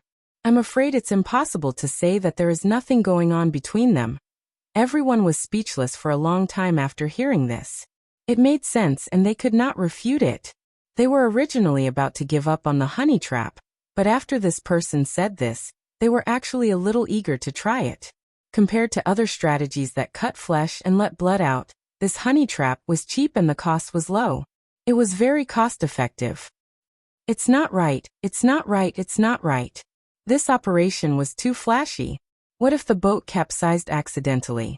Many of the old antiques were more inclined to conventional operations, such as forging Yang Tao's troops crossing the border to kill and plunder, or forging Jiang Pengji's troops crossing the border to kill Yang Tao's men, using this as a pretext to stir up conflict between the two parties. In addition to camouflage, they could also use financial resources to bribe Yang Tao's confidants. There was no loyalty in the world that couldn't be shaken by money. Madame Tao had money. As long as they took out enough money, they could naturally win over Yang Tao's confidants. He would first pretend to surrender and betray Jiang Pengji's military secrets. When the time was right, he would betray Yang Tao. Perfect. This was the normal style of double dealing. A honey trap, or something like that, was a disgrace to the culture. Unexpectedly, in the end, it was this honey trap that gained the upper hand. Everyone from the Tao clan. The reason why he chose the honey trap was naturally not because it was the most flirtatious operation, but because it was the most stealthy and practical. If they followed the conventional method of framing and framing, as long as the leaders of the two parties were not blinded by anger, they would be able to find them very quickly by following the clues. This was too risky. It was better to use a honey trap. There weren't many people who knew about it, so it was easier to keep it a secret. Even if the matter was exposed, he could abandon the beauty at that time, wash his hands clean, and escape unscathed. How exactly would it be implemented? Everyone from the Tao clan locked their gazes on the person who proposed this flirtatious operation. Since you were the one who proposed it, then you should carry it out. What was a honey trap? Nurture rebellious officials to confuse them. Enter a beautiful woman to confuse them. In short, it was to use beauty as a sugar-coated bullet to break down the enemy's will and make them lose the ability to fight. Given that Yang Tao and Jiang Pengji were of different genders and their sexual orientation was a mystery, the conventional honey trap might not work. The honey trap had to be changed. He ordered someone to find the portraits of Yang Tao, Yan Lin, and Jiang Pengji. The three of them were public figures, so their portraits were not considered secrets. Yang Tao's temperament was open and straightforward. He often fought with ordinary soldiers. Yan Lin was not an aloof Prince Charming who kept people 1,000 miles away. Not to mention Jiang Pengji. Not to mention the entire Wanzhou, who among the hundreds of thousands of people in the entire Xiangyang district did not know her face. The three of them were people who often showed their faces in front of ordinary people. Naturally, there were many portraits of them. This man took the portraits of the three of them and even found witnesses who had seen the three of them. He searched everywhere according to the pictures. He managed to find substitutes who looked 50 to 60% similar. They dressed up a little, practiced their manners, and imitated them. Even though they lacked charm and temperament, their appearances were 70 to 80% similar. Because they were found according to their appearances, the three of them had different backgrounds and ages. If they did not speak, they could deceive unfamiliar people. Once they spoke, they would reveal their flaws. The man gave the families of the three a generous sum of money. They signed a death contract and bought their lives. Do whatever I want you to do. Don't do what you shouldn't do. Otherwise, your families can only take the money and go to hell to enjoy their lives. The three of them trembled. In the face of coercion from power, what other way out was there except to compromise? Thinking of their families and the money the man gave them, the three of them knew that their future was uncertain, but they still had to bite the bullet. The man sent substitutes who looked like Yang Tao and Yan Lin to Wanzhou, and sent the one who looked like Jiang Pengji to Zhangzhou. It was worth mentioning that the three of them were all men, including the one who looked like Jiang Pengji. Will this work? Seeing this, Madame Tao and the others were secretly worried. Of course it will work. Sigh, it's hard to believe. The three of them are so uncouth. How can they take on such a heavy responsibility? How could the three of them, who came from a remote village or a brothel, incite two feudal lords to fight each other. Even if they took off their clothes, no one would be willing to look at them. Not to mention their ability to learn. Even their speech and mannerisms could not compare to the real deal. When they saw the three impostors speak, they revealed their badly worn and yellowed teeth, not to mention the drama. They could not imagine Yang Tao, Yan Lin, or Jiang Pingji revealing their missing yellowed teeth as they spoke. Not only that, but the three of them also had strong accents and bad breath. No matter how good-looking their faces were, they would not look good. It started with their looks and ended with yellowed teeth and bad breath. I have my own plan. Hearing this, Madame Tao and the others could not help but secretly roll their eyes. They wanted to see what kind of tricks this guy had up his sleeves. Jiang Pingji, who was watching them closely, was also very curious. She brought a small stool over and waited for the show to begin. I remember that Hanmei met Jingzi and Xiaoyang, right? Jiang Pingji nibbled on melon seeds and looked at Li Yun with a smile. Li Yun did not understand, but he said honestly, I have indeed seen them. Jiang Pingji said, after you finish training the troops these few days, remember to walk around the city gate and see if there are people who look like them. Li Yun was surprised. How could they appear in Wanzhou? Jiang Pingji said, I didn't say they are the real deal. I heard they are high-quality imitations. I just don't know if they look like them. Li Yun did not understand the meaning of real deal and high-quality imitations, so he could only agree in a daze. Whatever the Lord said was the truth. It was rare that she was in a good mood, so he had to coax her more. His Lord was in a good mood and found less trouble. His own one could also get off work earlier to accompany him. This was probably the tragedy of having two workers. Thinking of Yang Si, he felt much better.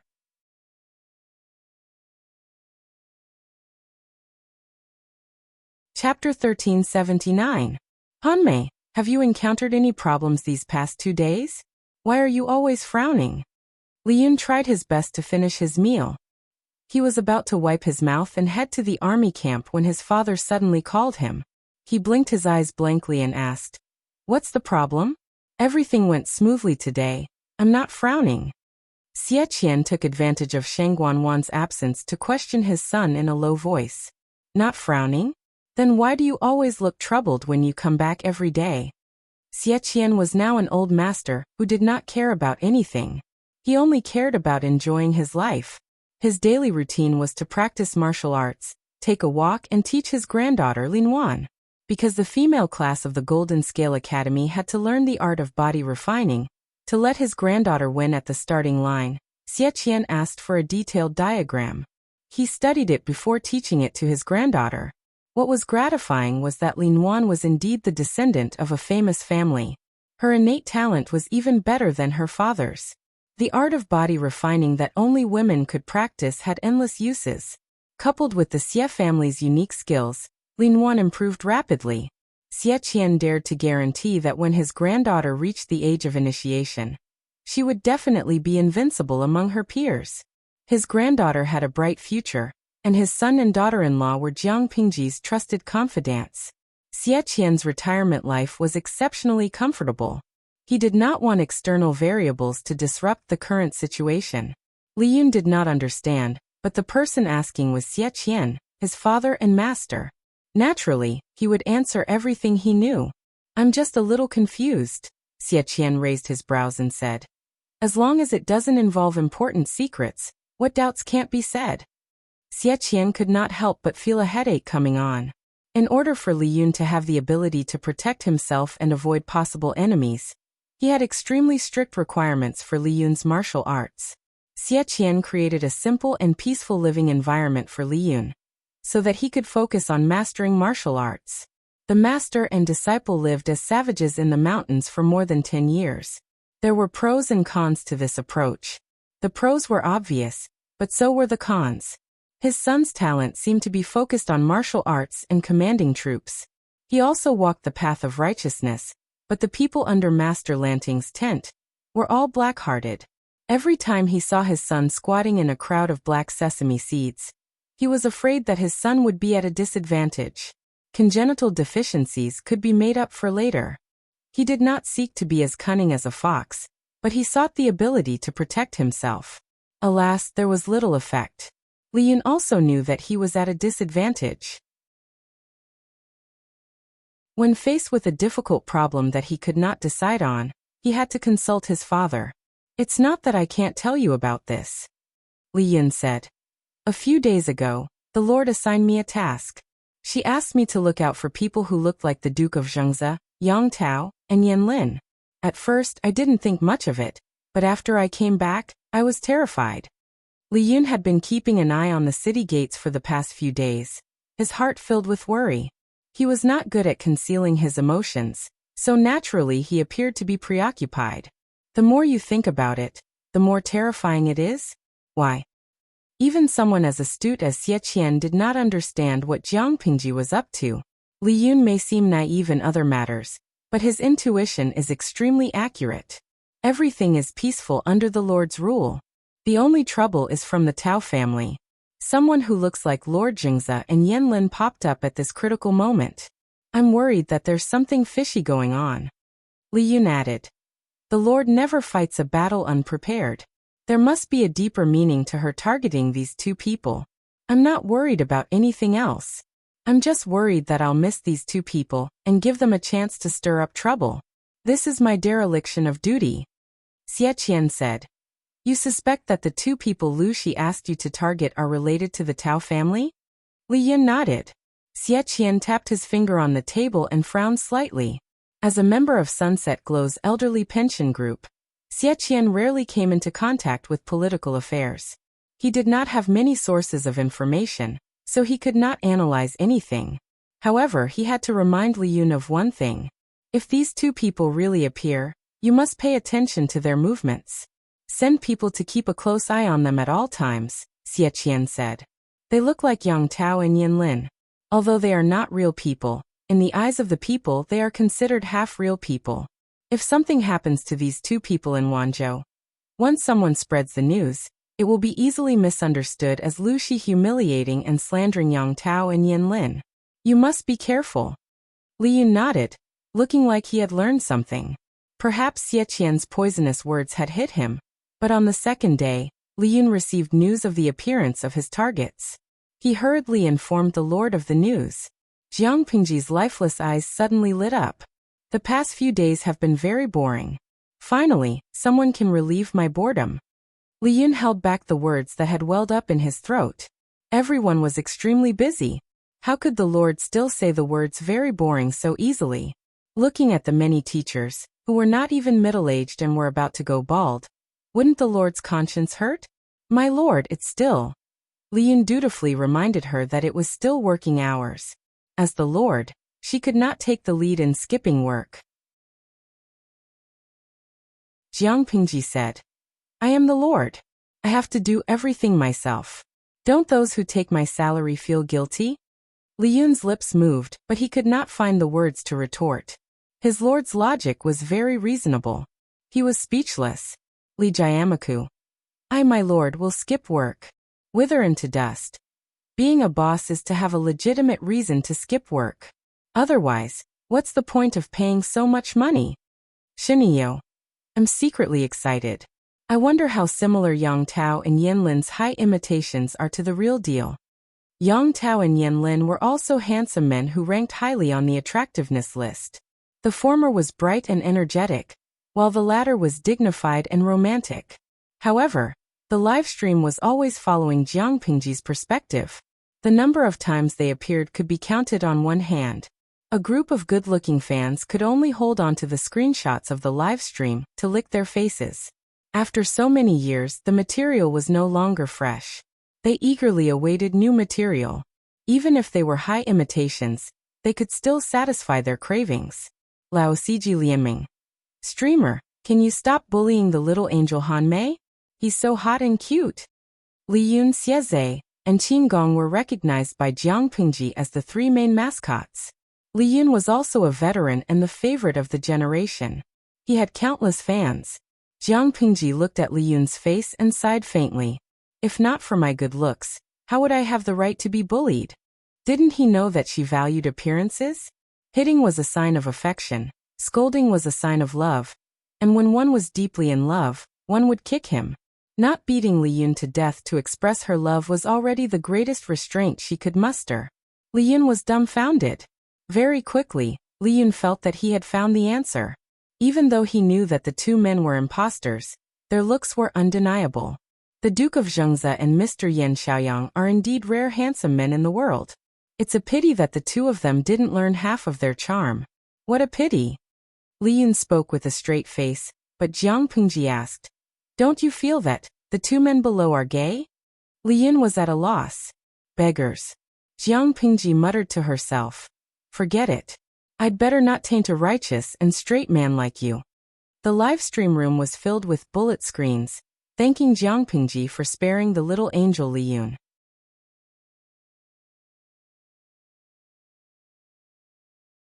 Chapter 1380. When the two impostors arrived at Xiangyang district, they did not know that they had been targeted by Jiang Pingji the moment they appeared. They were all ordinary people. Occasionally, they would daydream that they would rise to the sky and stand out from the crowd. The truth was that one of them was a bandit and the other was an errand boy in the tavern.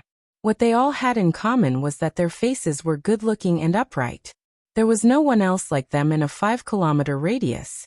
He was greedy and lazy by nature. When he was a bandit, he relied on his good looks and dared to hook up with the bandit leader's woman. Squatting in the restaurant to run errands. As soon as the age is made up of night clothes. He didn't think there was anything wrong with being a prostitute. Every day he welcomed and sent people off. He was addicted to this kind of life where he could enjoy wealth without having to work. It was good enough to be able to survive in troubled times. What was there to be picky about? They had thought that the days would repeat themselves, but who would have thought that fate would play a huge joke on them? The two of them lived a better life than before. They wore brocade clothes that they would never have dared to dream of in their entire lives, and became rich young masters in the eyes of outsiders. Of course, there was no such thing as a free lunch in the world. Everything they enjoyed had to be exchanged for. Jiang Pingji leaned against the window and looked down. She smiled and said, "They look quite similar. Even though it's a high-quality imitation, I still put a lot of effort into it." Li Yun said, "My lord, the timing of their arrival in Elephant Sun City is too sensitive. I'm afraid they have other plans." Jiang Pingji asked Li Yun, "They don't practice martial arts, and the people around them are all showy but not practical. They don't even have the qualities to be spies. Even if there were tens of thousands of them, they wouldn't be able to do anything. Hanmei, don't worry. Just wait for the show." Although the plan to attack Yang Tao had been postponed, it did not mean that Jiang Pingji had given up. Madame Tao was willing to give her the ready-made reason. How could she refuse? A good show? Li Yun's heart skipped a beat. He did not believe a single word that his lord had said. "Is there really no need to discuss this matter with you gentlemen?" Jiang Pingji smiled. "Needless to say, we won't trouble them with such a small matter." Li Yun was speechless.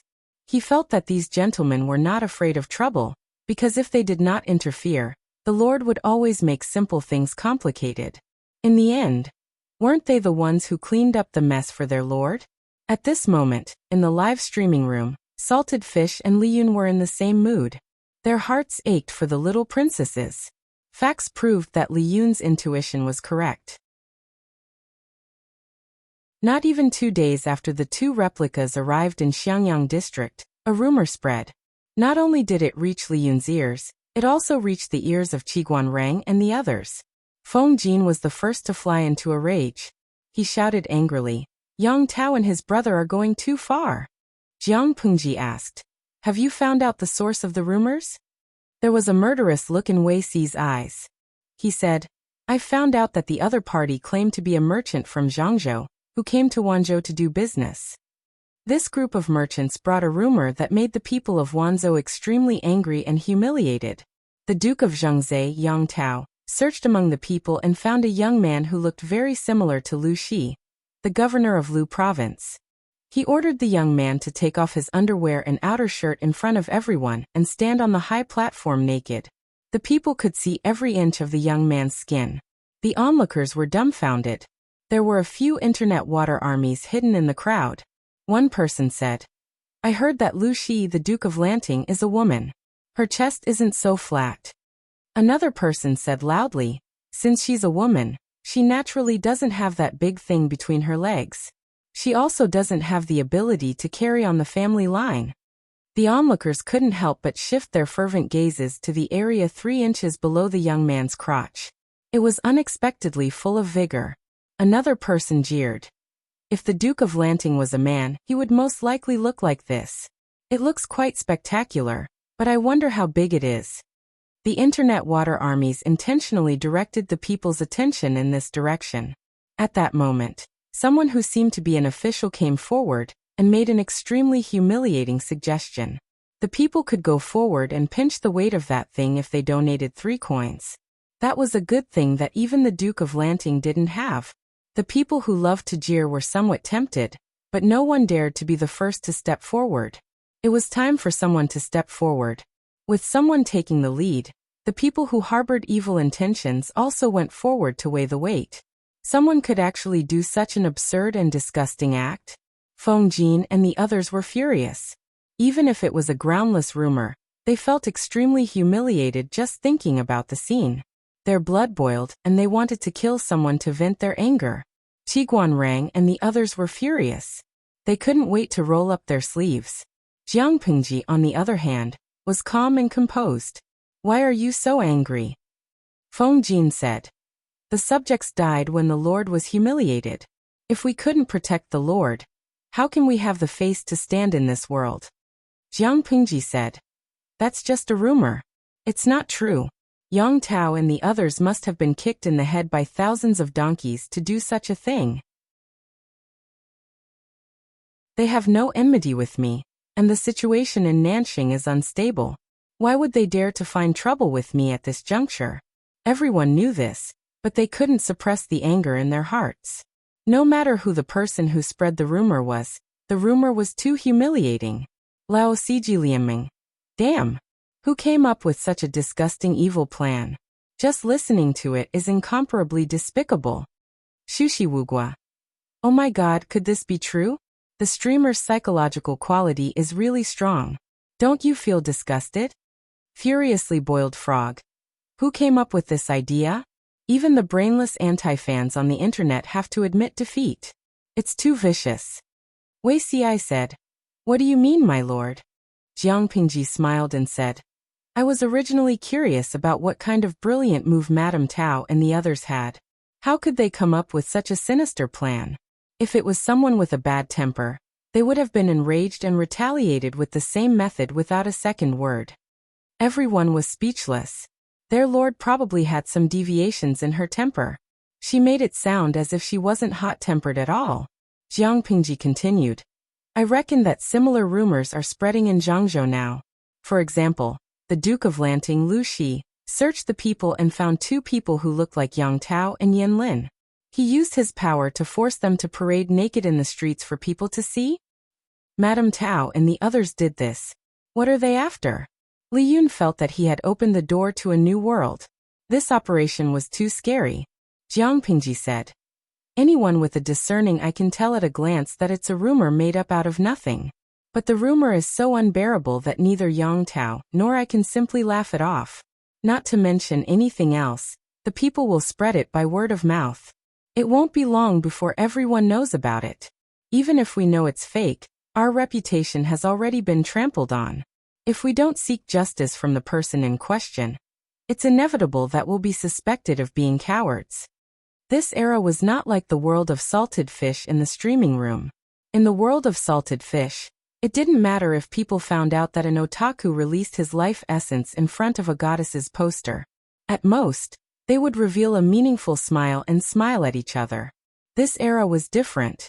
It wasn't a big deal if a high-quality imposter looked like Lu Shi, but someone pointed out that the two looked alike. Immediately after, they took off their pants and walked around naked. They even generously asked people to pay to weigh them. This was also a humiliation to the person in question. Mental humiliation.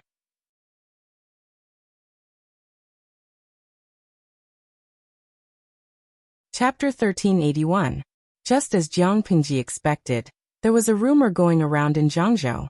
The destructive power of this rumor was too great. Like a virus, It spread quickly and finally alarmed the two madams who lived in the backyard. Yang Tao married Yan Lin's sister, and Yan Lin married Yang Tao's favorite sister. The two of them were not brothers, but they were closer than brothers. This made the two madams of the inner house very close to each other, and they called each other sisters. Yan Lin assisted Yang Tao to participate in the alliance meeting against the four factions of Nanman. It was not appropriate for the two madams to go to the front line, so they naturally stayed in the safest place to wait for their husband's triumphant return. The madams in the inner house did not have much entertainment. They usually gathered together to drink tea and chat. It was quite a peaceful time. Yan Lin's sister, Yan Shirui, looked like her elder brother. With a little makeup, she was also very elegant. Although Yang Tao's sister was born of a concubine, she was extremely beautiful and Yang Jian liked her temperament. Although she was born of a concubine, she was treated the same as if she was born of a wife. Yan Lin was not a person who valued family background. He did not neglect his wife because of her family background. The two of them also treated each other with respect. The people of Zhangzhou always said that these two couples were immortals in heaven. The man was handsome and wise, and the woman was beautiful and virtuous. They were a perfect couple, a perfect couple. However, in recent days, the tone of the conversation had changed, and the rumors and slanders outside had reached the ears of the two madams. It started when a servant accidentally knocked over a teacup and almost scalded young Wuxia. Yan Shirui frowned and asked the servant, "You are usually careful. Why are you so impulsive today?" Although Yan Shirui was young, she was very steady. She was also very capable in managing her subordinates. None of the servants dared to be lazy or neglect her. Her voice was not harsh, but the servant knelt down and begged for mercy. Because young Wuxia was not hurt, and Yan Shirui was not a cruel person, she wanted to be gentle and punish her lightly. Unexpectedly, the servant did not watch her mouth. She accidentally said something and attracted the attention of the two madams. "What rumors?" Yan Shirui asked. The maid choked and stammered. "Recently, there have been rumors outside that, after sleeping for half a day, the maid still hadn't finished her sentence." However, judging from the maid's expression, this rumor was definitely not something good. Yan Shuxian sent someone to take the maidservant away to reflect on her mistake and forfeit her pay. She turned around and summoned her trusted aide to go out and gather information. It was fine if it was a small matter, but if it was a big matter, she couldn't let her guard down. Have you heard any rumors? Compared to Yan Shuxuan's house, young Wuxia went out more frequently. She might have heard some rumors. The latter shook his head, and his face was filled with confusion. Not long after, the confidant ran back with a face full of fear. His footsteps hurried and panicked. Madam, there really are scoundrels spreading rumors and maliciously slandering master." Yan Shuyao said. "Nanny, don't be in a hurry. Speak slowly." The dowry nanny caught her breath and hurriedly said, "Just now this old servant went to inquire about the news and heard that someone was framing master and Dalong." Yan Shuxiao was surprised. "Framing my husband and brother? Who would be so bold?" The dowry nanny recounted what she had heard. Yan Shuxiao and young Wuxia's pretty faces darkened with anger. The Tao family spread the news that Yang Tao had used an impostor to humiliate Jiang Pingji in Wanzhou. The same thing happened in Zhangzhou. The Duke of Lanting, Lu Shi, was drunk at a banquet. In his drunken stupor, he mocked men for being gay, and even used Yang Tao and Yan Lin as examples. Zhangzhou's Yang Jian was a good man when he was alive. Who would have thought that his only son, Yang Tao, was an absurd boy with a golden appearance but a rotten heart? Everyone didn't understand. How was Yang Tao absurd? Under further questioning, the Duke of Lanting said, he and Yan Lin claimed to be brothers, but in fact they were sworn brothers. They married each other's sisters, and they didn't find it disgusting. I heard that both of your wives are outstanding beauties. I wonder how it feels to be treated coldly by your husband, and to be alone in your room? If these words came out of the mouth of an ordinary person, they would have lost their life. But the person who spoke was the Duke of Lanting, Lu Shi. Gossip was more real than pearls. After 3 rounds of drinking, the Duke of Lanting was already dead drunk. She spoke arrogantly again and mocked in front of everyone. Yang Tao and his wife are gay. I wonder if the two lonely wives also wear sunglasses to amuse themselves? This family is really funny. Old Yang Jian died with his eyes wide open. What was a mirror sharpening? When two men fall in love, they are gay. When two women fall in love, they are mirror sharpening. The two women are intimately attached to each other and get satisfaction from touching each other's bodies. Because women's body structure is the same, when they fall in love, there is a mirror between them. That's why lesbians are called mirror sharpening. Not only did the Duke of Lanting talk nonsense at the banquet, but when he woke up the next day, he sent people to search everywhere. He found two people who looked exactly like Yang Tao and Yin Lin. He said in front of everyone, "I've only heard what a gay man is, but I've never seen one before. Why don't you take off your clothes in front of everyone to show me what it means to be gay? It's better to have fun together than to have fun alone. After you've performed in front of me, you'll have to go out and show the people what a gay man is." After saying that, the two imitations took off their clothes and touched each other. They were intimate and had sex in front of everyone. They were very happy. Not only that, but they were also drugged and thrown out on the street for people to watch. The two of them showed their ugliness. They were like animals who only knew how to copulate. The details were unbearable to watch. When the dowry nanny blurted out the rumors, the two young madams almost fainted from anger. "I've always heard my husband talk about Lu Shi. He said that he was an upright, open-minded, and easygoing person. I didn't expect my husband to be wrong about him. He's a shameless person who is worse than a pig or a dog." Yin Shushua caught her breath. Her face was pale and her lower abdomen was still aching. Seeing this, the dowry nanny hurriedly called for the doctor to prescribe some medicine to stabilize the pregnancy. Young Wuxia was also so angry that her face turned green. However, she was more worried about Yin Shushua's health. Not only was Yin Shushua her close friend, but she was also her sister-in-law. Young Wuxia asked, "This matter has become so big. Why didn't we hear anything about it before?" "This matter hasn't been thoroughly investigated, so I didn't dare to bring it up in front of the two madams." Yin Shushua asked with a pale face, "Where did this rumor come from?" After asking carefully, the two discovered that the source of this rumor was a group of merchants who claimed to be from Wanzhou and came to Zhangzhou to do business. "This doesn't seem right." Yin Shushua shook her head. "It's a long journey from Wanzhou to Zhangzhou. Could it be that this group of merchants didn't even celebrate the new year and hurriedly brought their goods along? Now that the spring plowing has just passed, there's no business in the two places. Their excuse is very contradictory." Hearing this, young Rujia's anger subsided a lot. She said to the manager, "Why don't we detain these people first and interrogate them to find out who's behind them? I don't believe that their mouths can be tougher than the torture tools in the prison."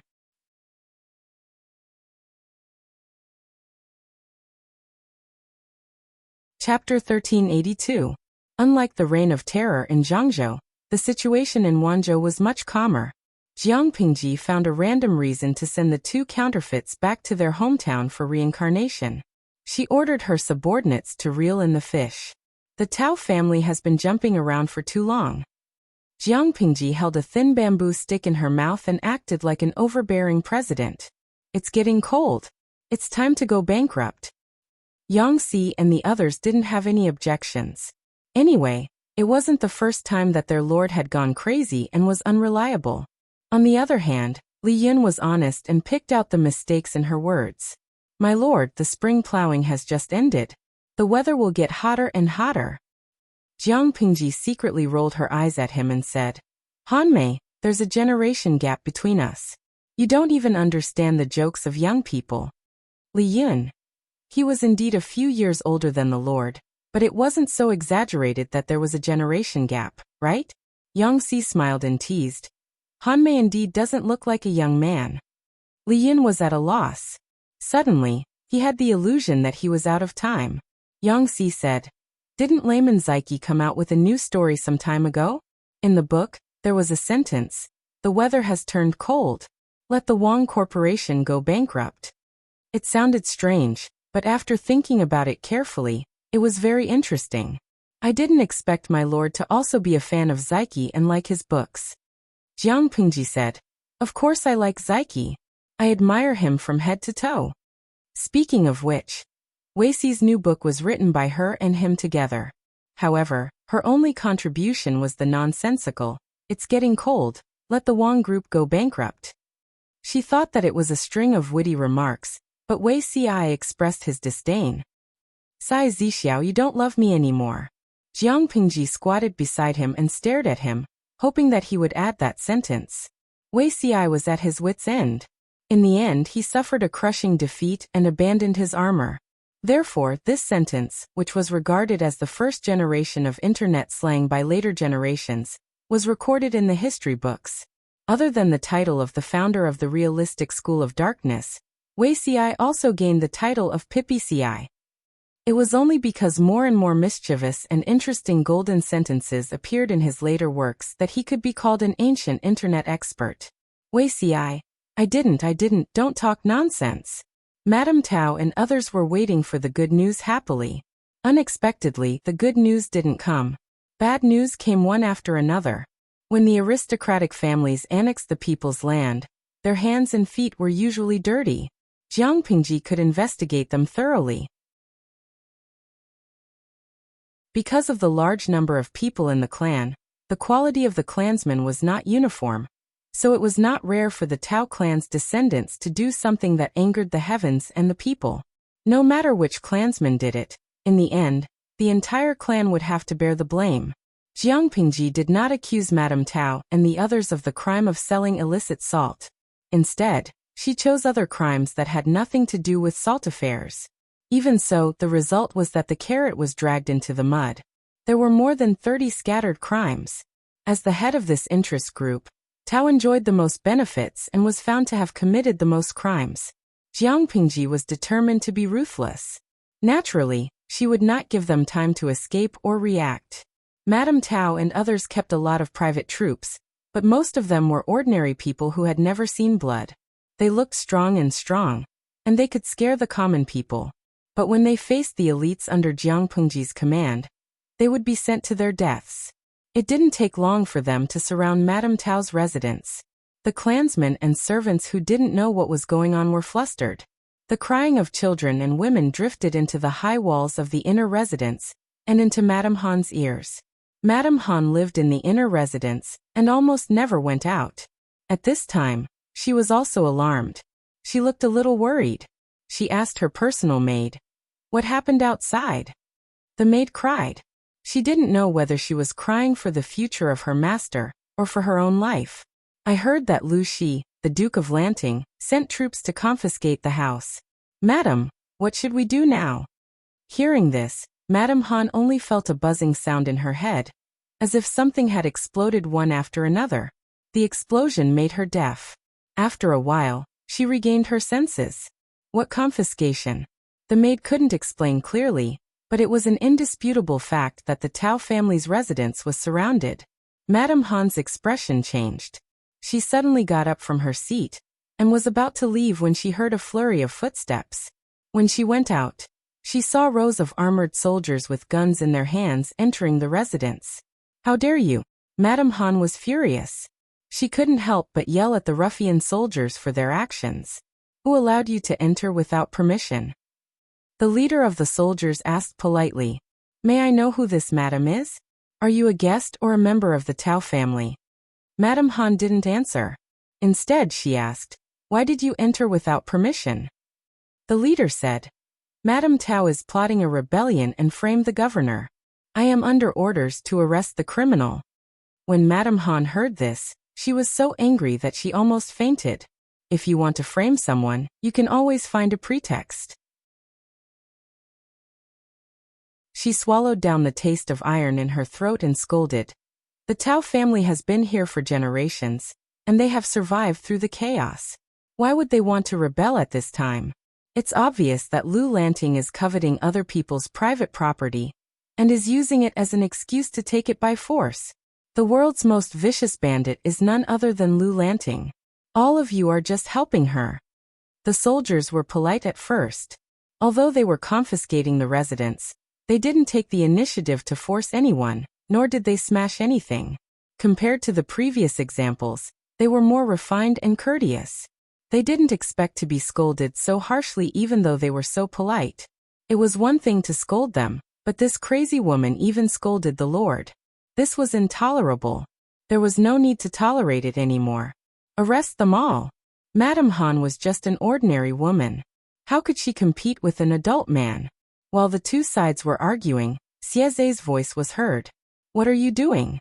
Did you forget the Lord's order not to use force on women? Everyone stopped fighting and bowed to Xiezhe. Xiezhe knew Madame Han and bowed to her for Han Yu's sake. Madame Han, please don't get in my way. Madame Tao is guilty and the evidence is irrefutable. Madame Han was stubborn and wouldn't listen to him. Xiezhe had no choice but to use the Tao family to threaten Madame Han to cooperate with him. Madame Han was so angry that her face turned pale. Xiezhe was also helpless. He didn't care about anyone else's opinion except for Madame Han. If they disobeyed, he would use force and take them away. How could he use force on Madame Han? Even if they divorced, Madame Han was still Mr. Han Yu's legal wife. Xiezhe couldn't be rude to Madame Han for the sake of her reputation. Madame Han was sent to the womenfolk. The sisters-in-law, and sisters-in-law stared at her with burning eyes. They didn't forget that Madame Han got into trouble after she returned home. What surprised Madame Han even more was that as soon as she was locked in, before she could even ask her mother how she was, her mother took the initiative to slap her. The slap caused her right ear to ring and half of her face to swell up at a speed visible to the naked eye.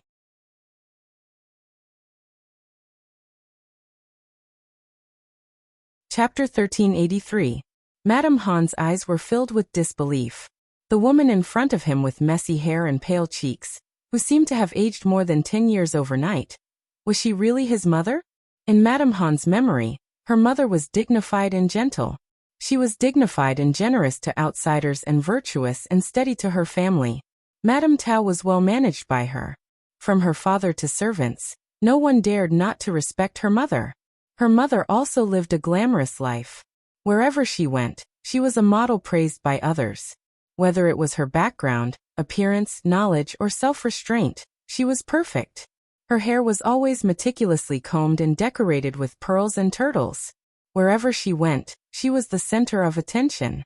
Under her mother's guidance and influence, Madame Han unconsciously integrated her mother's style into her bones. Now her mother, who had always been perfect, rushed up and slapped her like a shrew. It was undoubtedly destroying her perfect image in Madame Han's mind. Because she was too shocked, she did not come back to herself. Instead, she raised her hand to cover the swollen half of her face. Mother. Madame Han took 2 steps back and looked at Madame Tao sadly. When did I do such a thing? Madame Han felt that she was wronged. She had always been arrogant, but she looked weak and helpless in front of her mother. Madame Tao slapped her out of anger. She regretted it on impulse, but how could she apologize to her daughter? Besides, she also believed that Madame Han was a traitor. Otherwise, why didn't she divorce at other times, but at this sensitive time? Madame Tao had high cheekbones, a narrow forehead, and not plump skin. She looked a little mean. Usually, she could use makeup to cover her shortcomings, but now she did not. Madame Tao's face was so fierce, and she looked very strange. Hearing Madame Han's wronged explanation, her daughter-in-law spoke before Madame Tao could speak. Are you saying that I wronged you? Madame Tao was very capable in the inner courtyard. She had children born by her legal wife. Although there were children born by concubines, they had to live under her nose. The daughter-in-law who spoke was the youngest son's wife. She had been married for less than half a year. She had thought that she could help her relatives when she married into the family. She did not expect her husband's family to be so disappointing. They were in trouble in just half a year. Not only did he lose his wealth, but he had also become a prisoner. He was indescribably angry. She wouldn't blame Madame Tao for being greedy and occupying the salt business. She could only aim at Madame Han, who stayed at home peacefully. Before Madame Han came, the sisters-in-law pushed all the anger onto Madame Han with just a few words. Otherwise, Madame Tao wouldn't have walked up to her daughter and slapped her in front of everyone. I am innocent, Madame Han said. What does Lu Shi's actions have to do with me? It's not an auspicious separation, one of the sisters-in-law said. Isn't it because you went back to your parents' home that you brought trouble to your parents' home? Madame Han was enraged as well. She blurted out. You're twisting words and forcing logic. Wasn't Lu Shi targeting the Tao residents because of the salt affair? Even though she was a lady from the inner residence, Madame Han wasn't truly ignorant. She knew why Jiang Pingji wanted to deal with the Tao family. Wasn't it because of the salt business that the Tao family and other aristocratic families had seized? However, Jiang Pingji did not dare to tell him the real reason, so she made up a false accusation of conspiracy to rebel. What they didn't know was that Jiang Pingji's accusation of punishing Madame Tao and the others were real. As a lady from the inner residence, Madame Han didn't have the means to know what the other clansmen were doing. As soon as she finished speaking, Madame Tao, who had calmed down a little, gave Madame Han another loud slap. Evil girl! Madame Tao gritted her teeth and said, You're indeed a traitor. The Tao family and the other aristocratic families had seized the salt business for too long. It had been so long that they regarded the business as private property. Madame Han's words undoubtedly exposed the ambition and greed of the aristocratic families. How could Madame Tao not be angry? After 2 consecutive slaps, the corner of Madame Han's mouth was bleeding. Both sides of her cheeks were swollen. She looked extremely embarrassed. Mother, why are you like this? What did I do wrong? Madame Han finally couldn't help but cry. The smell of iron in her mouth made her feel nauseous. The people in front of her were her relatives. Her mother was an elder she relied on and respected. She couldn't even recognize her mother's face now. Madame Tao was still angry. She shouted, Get lost. The Tao family doesn't have an unfilial daughter like you. The commotion alerted the female soldiers who were guarding them. They came in to take a look and immediately reported the matter to their superiors. Xieze brought people over. Dozens of female prisoners in the prison were on guard when they saw the opposite sex. In ancient times, once a woman was in prison, she basically couldn't keep her chastity. Many jailers were so evil that they bullied and humiliated the female prisoners. But this time, the jailers were temporarily played by female soldiers, which brought a sense of security to the women. Seeing a bunch of men, their relaxed nerves instantly tensed up. Xieze brought people over. He looked around and found Madame Han in a sorry state. He suddenly felt embarrassed. Someone opened the door. Xieze said to Madame Han, I didn't think it through just now. I let you stay in the same cell with these unruly people. Please forgive me, Madame Han. He thought that since Madame Han was Madame Tao's daughter, it would be fine if they were thrown together. Who knew that she would be beaten the moment she arrived? Even though Madame Han and Han Yu had divorced, she still couldn't be humiliated by just anyone. Madame Han stared at Xieze. She glanced at the other female prisoners in the prison, and then at her mother who was gritting her teeth. She suddenly raised her hand to cover her face and ran out, sobbing. Xieze looked embarrassed. He asked someone to arrange a clean single cell for Madame Han. Xieze asked Madame Han, When this is over, will I escort Madame back? Madame Han said, Now that you are in such a situation, people will laugh at you when you go back. Xieze said, Although Madame and you are not fated to be together, you are still the birth mother of the 2 young masters. After he finished speaking, Madame Han cried even harder. It seemed that she wanted to vent all the grievances she had suffered these days. In the words of the audience in the live broadcast room, Madame Han should have played the trump card badly. Who could she blame? Xieze was worried that Madame Han would take things too hard. He specially arranged for female soldiers to guard her so that she wouldn't commit suicide. Xieze arrested all the people and confiscated all the properties of the families. When he saw the annual salt accounts of the families, he couldn't help but gasp when he saw the rough figures. His lord was very generous to the soldiers in the military camp. The amount of military expenses allocated every year could be said to be an astronomical figure. This didn't even include the pensions for the deceased soldiers.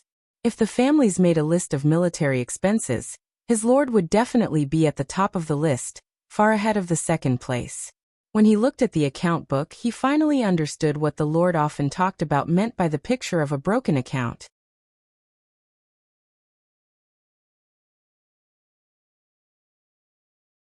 Chapter 1384. The Tao family's net profit from the salt business last year was equivalent to 2 years of military expenses. If the profits from the salt business of other aristocratic families were included, it would be equivalent to 5 years of military expenses. If they occupied the salt business for a whole year, it would be enough for Jiang Pingji to train her troops for 4 to 5 years. No wonder Madame Tao and the others refused to give in. This kind of profit is really tempting. Xieze sighed softly. He sent people to seal the account books and all the money and assets that had been plundered and sent them to Wanzhou. In front of Madame Tao, the Lord's private treasury was indeed extremely poor. Xieze didn't deliberately humiliate the captured prisoners, but he didn't give them preferential treatment either. These people had suffered a lot along the way. Before they fell from the horse, they were all nobles who didn't have to do any chores. They had to eat a year's worth of food for an ordinary family. They spent money like water when they held a small banquet. Now they had to travel on foot with only simple straw sandals or clogs. Madame Han didn't suffer much. For Han Yu's sake, she could take a carriage and eat 2 vegetables and 1 meat for 3 meals a day. The others were miserable. They only had 2 meals a day. They ate coarse steamed buns and dry, hard cakes. On the first day, they wore out a pair of straw sandals.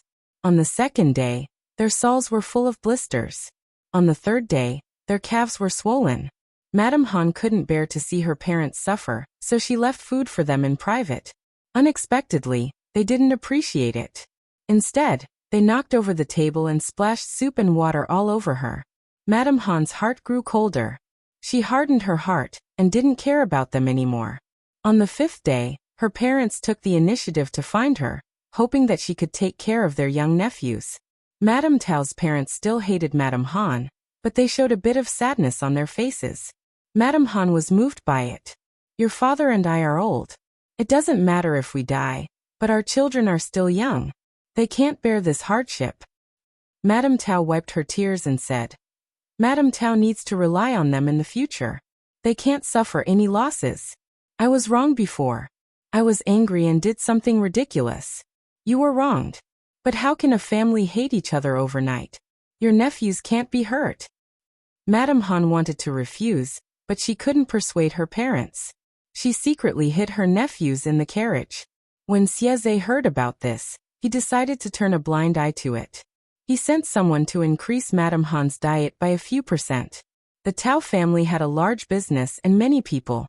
Madame Han had 3 nephews and 4 nieces. However, Mother Tao only let her 3 grandchildren sit in the carriage. She didn't care about her granddaughter who had a fever or cold. Xieze was soft-hearted and couldn't stand it anymore, so he ordered people to prepare 2 carriages for children under the age of 7. The team had yet to reach Xiangyang district in Wanzhou, but the news of Jiang Pingji confiscating the properties of the aristocratic families had spread like wildfire. The relationship between Jiang Pingji and the aristocrats was not harmonious. The matter.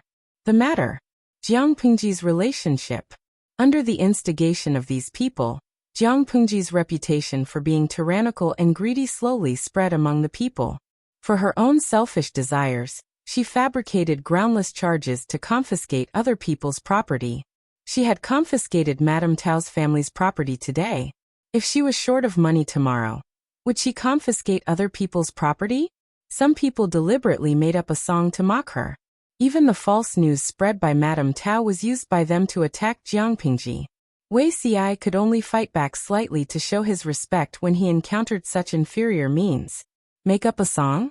Isn't it shameful to use such an old method of public opinion? Showing one's slight skill in front of an expert is a joke. Wei Xi was inspired. He took out a new piece of rice paper and worked all night to write a new book. At the same time, he also sent a storyteller under the name of the government to refute the rumors and explain the crimes of Madame Tao and the others. Under Wei Xi's management, his team of public opinion had begun to take shape. The brainwashing power of the Water Army was increasing day by day. Whether it was the efficiency of publicity, the scope of dissemination, or the audience, the haters in the dark were far from Wei Xi. He is indeed the chief instructor of the 8 million Water Army. Zixiao's public opinion is really manly. Before the dirty and smelly rumors reached Jiang Pingji's ears, The flames were extinguished by Wei Xi's water army. Lao Siji Lianming. I can't afford to offend him. Zixiao's fighting power is too strong. Weilong spicy strips. Simi is so loyal to the streamer. Blue drawer. Other girls' boyfriends never let me down. The more I look at them, the more envious I am. Meet you 21 years old. If the host made her debut, I feel that C.I. Marin alone could tear apart all the fans in the entertainment industry. Hanyan Ningming. Sai 3 books in half a year. The author I'm following is half as hardworking as Beauty C.I. I can wake up from my dreams with a smile. Jiang Pingji looked at the bullet screen in the streaming room and laughed. She liked it when people praised Wei C.I. to the skies, who said that a strong man was considered a man. Zixiao was also not bad. He could just leave the rest to her. Time passed in a flash. Xieze safely escorted the criminal back to Xiangyang district. Even though Su Ku had made thorough preparations and emptied a few warehouses, he still couldn't store all the confiscated property. I have never seen the greed of Madame Tao and the others.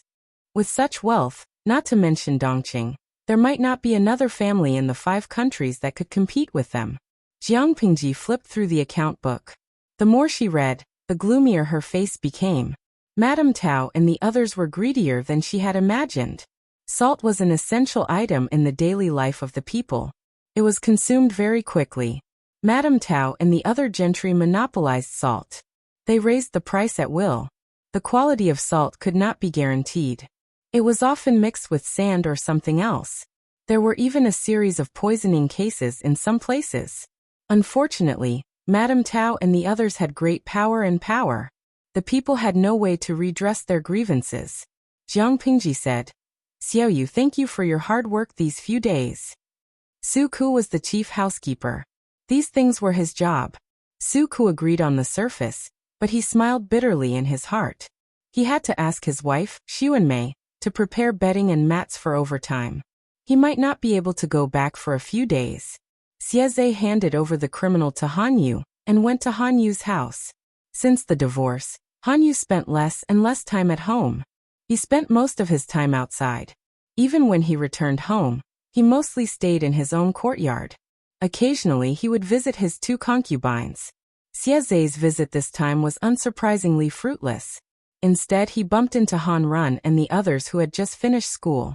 Uncle Xie, why are you looking for my father? After his mother's setback, Han Run looked much more mature. There was also a hint of determination between his eyebrows that should not be present at his age. Xieze said awkwardly, yes, but it's a bit difficult. Han Run said, my father will be back in 7 days at the latest. If there's anything important, why don't you tell me and I will pass it on for you? Xieze sighed and said, this matter has something to do with your mother. Han Run's hand paused. He almost lost his composure. What happened to my mother?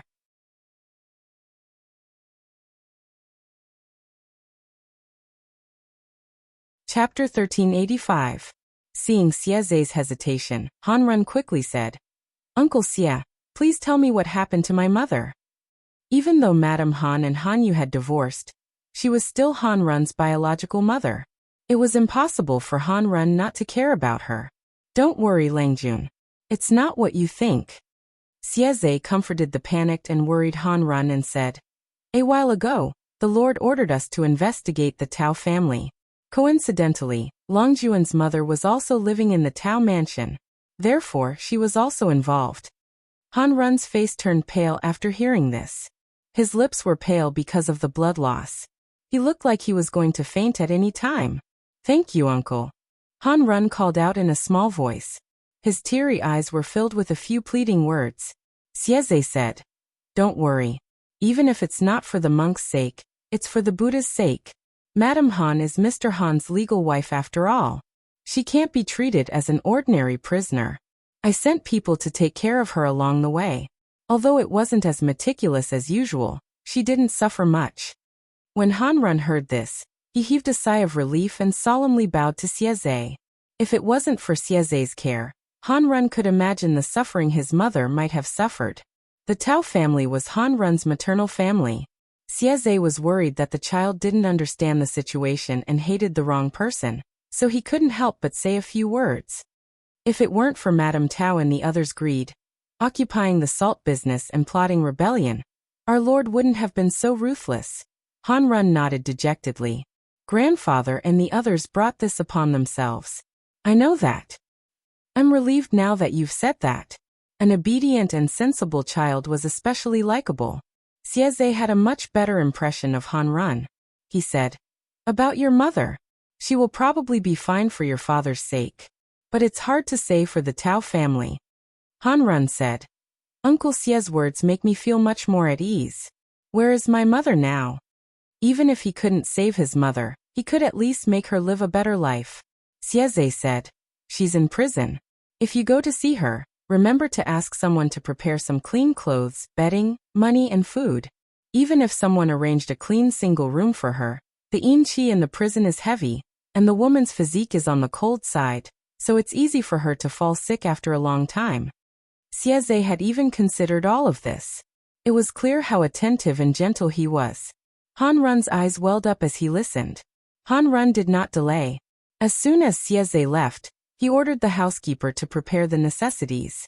Because Jiang Pingji paid a lot of attention to hygiene, even in the dungeon, she had to maintain a certain level of cleanliness. Therefore, the situation in the dungeon was better than Han Run had imagined. Accompanied by the housekeeper, Han Run reported his father's name, and was led into the women's cell by the female prison guard. I don't have much time, only an hour. If there's anything, please tell me as soon as possible. The jailers of the women's prison were female soldiers who had retired from the women's battalion due to injuries. Even if they couldn't fight as well as they used to, it wasn't a problem for them to guard a few women and children. Not only was there a time limit for relatives to visit the prisoners, but there must also be 2 prison guards present to prevent any trouble. Han Run said, Thank you very much. I will be careful. After a while, Mrs. Han was brought in. Mother, Han Run called out and hurriedly bowed. Mrs. Han stopped in her tracks. She had some thoughts of retreating. She wished she could cover her face so that her son would not see her in such a sorry state. With a mother whose house had been confiscated and who had been imprisoned, her Run and Chi must be in an awkward situation in the Han residence. Mother? What's wrong? Are you feeling unwell? Your son will call the doctor over to take a look. Mrs. Han pulled him back and said shyly, Your mother is fine. Mother and son should have had endless things to talk about when they met, but the timing was awkward. Mrs. Han looked at her son, who had lost a lot of weight. She felt some regret in her heart. She really shouldn't have let her emotions affect her decisions. She shouldn't have abandoned her 2 young sons for a moment of pride. In a moment of haste, your son took 2 sets of bedding and clothes that you used to use. I've just asked the prison guard to send them to you. Han Run picked up the box of food that had been placed at the side. These are your favorite dishes, but the family has changed cooks. I don't know if the dishes are to your liking. If you like them, I will send someone to deliver them every day. The more Mrs. Han looked, the sadder she became. She wanted to find a hole to hide in, and never come out again. Han Run continued. The bottom of the box is silver. Mother, you can use it to bribe the prison guards. If there are any snacks you want, you can send them to buy them. Mother, don't be in a hurry to refuse. Grandmother and the others, they also need to take care of them. They are getting old. Madame Tao was looking for trouble. He couldn't do too much to prevent his father from being implicated. He had given the silver to his mother. Whether his mother would take care of Madame Tao or not was none of his business. Mrs. Han couldn't help but let out a long sigh. The red veins in her eyes were soaked with tears. Run has really grown up. It's a pity that your mother is not good enough. Not only did I not help you, but I also dragged you and your brother down. She could only be glad that Han Yu was a reliable man. He also promised that he wouldn't marry a second wife, so that the 2 legitimate sons wouldn't have a bad life in the Han residence. If Han Yu married someone else and had a new legitimate son in the future, the first 2 legitimate sons would be the 2 most embarrassed people in the entire Han residence. Han Run said, Mother, don't say that. As long as you are well, I will be satisfied. Half an hour passed quickly. Han Run had to leave reluctantly. Mrs. Han looked at her son's back and almost burst into tears. Why are you back? Although Mrs. Han was in a single cell, she was not too far away from the other female members of the Tao family. They could see each other's movements. She had just been sent back by the prison guards when she heard her sister-in-law's sarcasm. Mrs. Han's lips moved. She didn't want to argue with her. Your face looks so unlucky. Her sister-in-law continued to ridicule her. You have already divorced Han Wenbin. I'm afraid that he is looking for a new wife to marry into the family. Why would he think of getting you out? You should give up as soon as possible so that you won't be dreaming in broad daylight. You should be envious that I have such a filial and obedient son.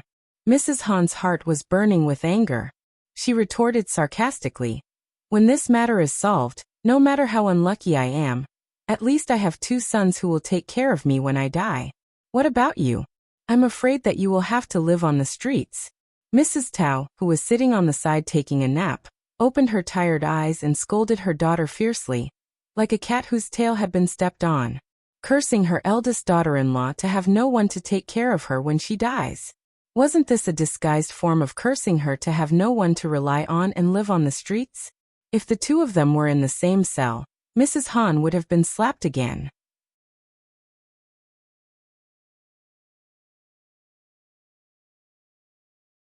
Chapter 1386. The fact that Madame Tao and the other gentry families were imprisoned touched many people's sensitive nerves. However, before they could stir up trouble, the chief instructor of the 8 million Navy had already taught them how to behave. The rumors came and went quickly. They did not cause any damage to Jiangpingji. Zixiao is really capable. He easily nipped the hidden danger in the bud. Qiguanrang waved his feather fan lightly. Judging from the frequency of his fanning, he was getting more and more satisfied with Wei Ci. Of course he is capable. Jiangpingji laughed. Wenjun cannot believe in his ability, but you should believe in my judgment. How bad could the conditions of the person she liked be? Hearing this, Qiguanrang's feather fan suddenly stopped. He did not know whether to complain about his lord's narcissism, or that she was forcefully feeding him dog food. My lord's judgment is naturally good. However, does my lord still remember that the tallest tree in the forest will be destroyed by the wind? Qiguanrang frowned and said solemnly, Zixiao has ruined my plans time and time again. I don't know how many people secretly bear grudges against him. Not to mention the past, just this action alone had offended many gentry families and nobles. Those people would not immediately take revenge, but they would definitely remember this grudge in their notebooks. Once Wei Ci made any mistakes, he would inevitably be faced with a storm of schemes. Even if the Lord was sincere in protecting him, Wei Ci would inevitably suffer. Jiangpingji was not unaware of Qiguanrang's worries, but it was too early to talk about it. The 2 exchanged glances and tacitly changed the topic. Qiguanrang asked, How does my lord plan to deal with Madame Tao and the others? Deal with them as they should be. Anyway, the evidence of Madame Tao's rebellion is readily available. They can't deny it. Jiangpingji sighed. It's unfair if the punishment is heavy, and it won't deter the rascals if the punishment is light. In my opinion, it's fairer to deal with them according to the law. Qiguanrang said. That's good lest someone uses this to attack my lord. On the surface, Madame Tao and the others' crimes were much more serious than those gentry families in Chongzhou. If they were punished according to the old law, the main culprit would undoubtedly be executed. All male heirs within the age of 5 and older would be sent to the border, and 3 generations would not be able to become officials. This was the punishment for men. The treatment of women was relatively more lenient. Men's wives, concubines, and unmarried women were demoted to commoners. Married women were not affected. Although Madame Han was married, her husband and son-in-law were still alive, so she could be considered to have returned home peacefully. So she should be treated as an unmarried woman. This was considered benevolent. If it had been during the Dongqing period, wives, concubines, and unmarried female relatives would have been demoted to lowly status and become sinners. What was the fate of the sinful woman? Most of them became camp prostitutes until they died. Yangtze picked his teeth with a toothpick and said, Tisk, If you use the crime of embezzling the salt tax and occupying the salt business, you will at least be sentenced to death. It took Xiaoyu and his men 10 days to half a month to calculate everything. I'm afraid the amount of money is unprecedented. The laws of Dongqing were mostly studied from the previous dynasty. In the early years of the Great Xia dynasty, Prime Minister Huangfu showed no mercy to those who were corrupt in order to curb the trend of corruption. According to the amount of embezzlement and bribery, there were strict laws. If you were greedy, your face would be tattooed in public. If you were greedy, you would be exiled for 1,000 miles. If you were greedy, you would be beheaded in public. If you were greedy, you would be skinned and cut grass. In addition, there were 3 grades, 30, 50, and 100. From here on, not only would the corrupt be killed, but also their children, wives, and concubines would not be able to escape. The highest grade corresponded to the 3 clans. Not to mention how much money the other aristocratic families and nobles had embezzled. The amount of money the Tao family had extorted was 4 times the revenue of the national treasury during the heyday of Dongqing. How many times more than the highest grade of 100? Not to mention the 3 clans. It was more than enough to wipe out the 9 clans. Han Yu said expressionlessly. It's true that it is unprecedented, but I'm not sure that it will not be repeated in the future. Yang Si couldn't help burping, and continued to pick his teeth with a toothpick. Han Yu couldn't stand it anymore. Wouldn't Yang Jingrong feel embarrassed to expose such vulgar behavior in front of others? Of course, Yang Si wouldn't be embarrassed. Picking teeth after a meal was a normal after-meal pastime. Picking teeth could help relieve physical and mental stress. He said, I heard that the eldest nephew has brought his mother over to support him. Han Yu said, she is ambitious and arrogant. It's impossible for her to stay in Xiangyang district. Run will probably settle her in a private house in Xiangyang. Because of the divorce, Han Yu was busy with work, so he could only hand over the affairs of the house to his confidants, and let his son learn to manage various industries. Han Run knew how many houses he had under his name. Comparing the location of the private houses and the local economic situation, Mrs. Han most likely went to Xiangyang County. It was better for her to go there. It was unlikely that she would meet her former bosom friends. She could live alone and feel more comfortable. Yang Si teased. You are so bored. One is a wife who has shared the same bed for many years, and the other is a son who has been raised since childhood. How can I not understand? Han Yu said coldly. You are done picking your teeth and full of food. It's time to help sort out the files and make comments. Don't be idle, or else I will report to the Lord. Yang Si was annoyed. Was Han Yu a 3-year-old child? He was always snitching. Did he really think that he was the reincarnation of the god of informants? I must have owed you in my previous life to have a brother like you. His mouth was muttering, but his body was honest. He got up and started to work. He was afraid that Han Yu would snitch on him. If Han Yu snitched on him, the Lord would know that he was slacking. If the Lord knew, it meant that Jiang Nongqin, who was slowly becoming pregnant, also knew. If the two of them knew, Yang Si would be even further away from finding a girlfriend. He childishly stabbed the brush into the inkstone and stirred it for a while. After venting his anger, he continued to work hard. Han Yu sighed. Yang Si's working ability was excellent. It would be perfect if his mouth wasn't so obnoxious. Compared to the previous marriage law, which could be followed, the current child protection law was much more difficult. There were more than 1,000 files related to marriage. Han Yu could categorize the cases and propose specific protection regulations. However, there were very few files related to children. Han Yu and the others could only go deep into the towns and ask the villagers for relevant materials. Not to mention child abuse, many places had the custom of drowning baby girls. When parents were short of money, they sold their daughters to others as slaves. During the years of famine, it was not uncommon to exchange children for food. These were all crimes. But who would stand up and accuse the parents of the children? The parents didn't think they were wrong, and the neighbors didn't think they were wrong. How many files related to the children could the government have? The children were the parents' personal property. Whether they were crippled, killed, or sold, it was none of the government's business. Looking at the collected materials, the villagers and parents' indifferent and matter-of-fact tone stung his eyes. Yang Si glanced at Han Yu from the corner of his eye and sighed secretly. Master Yuanjing was probably second only to Wei Si's diehard fan. Of the 4 students he was most proud of in his life, 2 were working for Jiangpingji, and the other was about to become an official.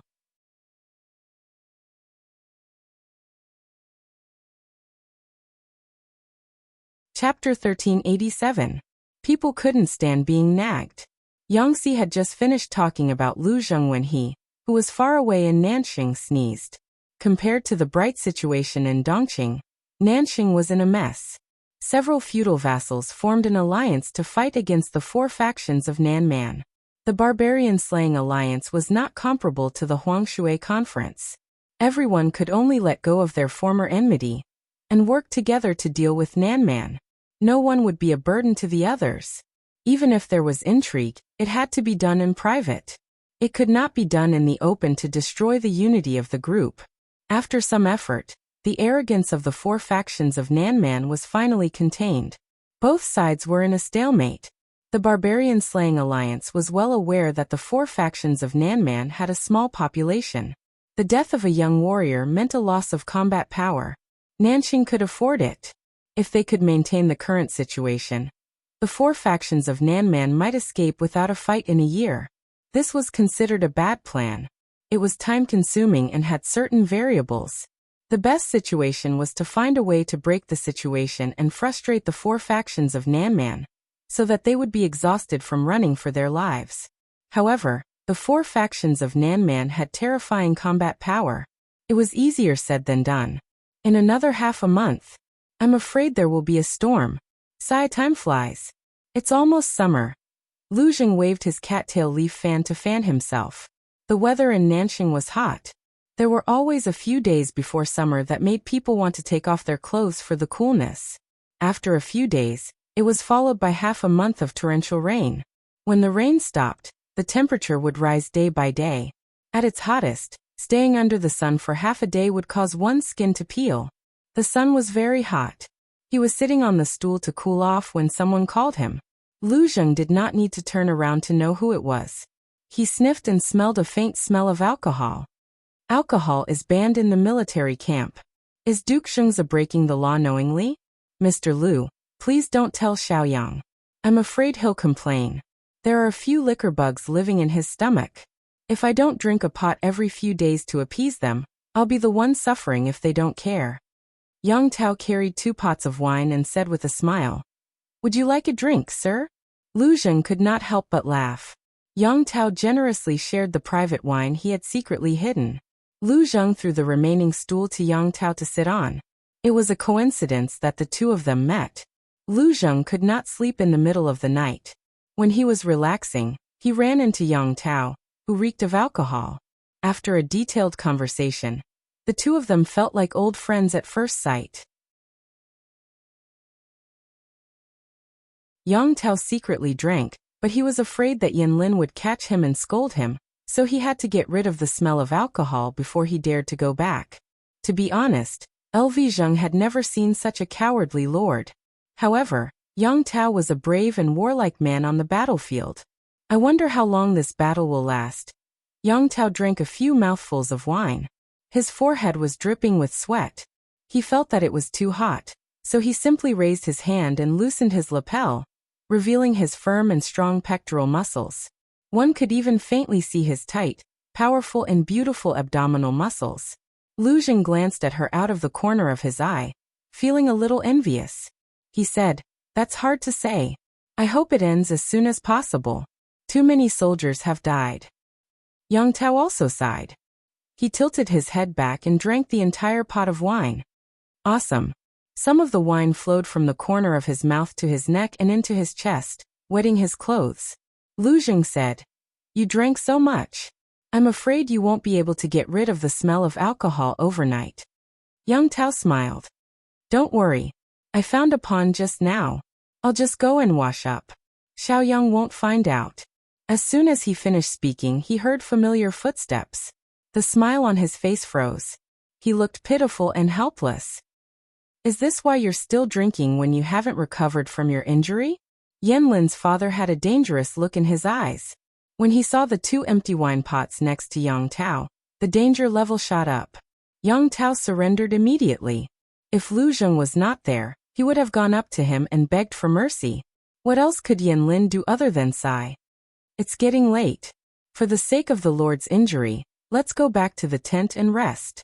As soon as he finished speaking, Yang Tao skipped back to the tent as if he had been pardoned. I have something to ask Mr. Lu. How much do you know about the local weather? Yang Tao went back, but Yan Lin did not leave. Instead, he sat on Yang Tao's stool. Lu Zheng said, "The weather? Why all of a sudden?" Yan Lin said, "I have a plan that might be able to repel the 4 tribes of Nanman, but it needs the right time." Lu Zheng's expression turned serious. "I'm all ears." The two discussed for a quarter of an hour. Lu Zheng's eyes were getting brighter. Yan Lin's plan was not complicated. When the water level was low, they would block the rivers upstream. After a few days of heavy rain, the river would overflow. The temporary dam would collapse and the 4 tribes of Nanman would be drowned. To do this, they would have to find a way to lure the 4 tribes to the lower part of the river. Although the 4 tribes of Nanman were reckless, they were familiar with the environment. It would not be easy to trick them. Besides, the timing was also a problem. If they did not do it right, they might even drown their own people. If the plan worked, the morale of the Nanman people would be greatly affected. The next day, Lu Zheng tried to protect Yan Lin. Then he got the support of Hua Yuan and the others. Seeing this, all the feudal lords agreed to the plan. After a month of careful planning, the alliance took advantage of the 4 tribes of Nanman's eagerness to make a contribution, and tricked them into taking the bait. When the mountain torrents broke out, tens of thousands of the enemy troops were drowned in the river. The alliance took advantage of the victory and pursued. They killed 30,000 enemies and captured 50,000 captives. Several rivers were stained red by the enemy's corpses. The downstream was blocked. How to deal with the 50,000 captives was another problem. The alliance did not even have enough food for themselves. How could they have extra food to feed the captives? What's so difficult about that? Just kill them all. At this moment, Hua Yuan, who was next to An Chui, spoke up. He wanted to kill all 50,000 captives. When he spoke, there was a fierce look in his eyes. His murderous aura was no less than that of an ordinary general. The feudal lords had the same plan. But it was still 50,000 lives. If they said it out loud, it would make them seem cold-blooded. Now that Hua Yuan was the first to bring it up, they agreed and ordered the slaughter of the 50,000 captives. But Lu Zheng did not agree. The alliance was short of food, but An Chui was not. What value could these 50,000 captives have? Hua Yuan seemed to notice Lu Zheng's emotions. He glanced at him coldly, his eyes full of warning. Seeing this situation, Lu Zheng finally understood that his colleague's illness was acting up again. "Mr. Lu?" Lu Zheng was about to return to his tent when he was stopped by Hua Yuan. The other party was still full of murderous aura. He looked at Lu Zheng with a malicious look. "What is it?" Lu Zheng pretended to be calm. Hua Yuan laughed grimly. "Mr. Lu, you might lose your life if you show mercy to the Nanman captives." If Wei Ci was here, he would recognize Hua Yuan in front of him as Gulin, who had almost strangled him in his previous life.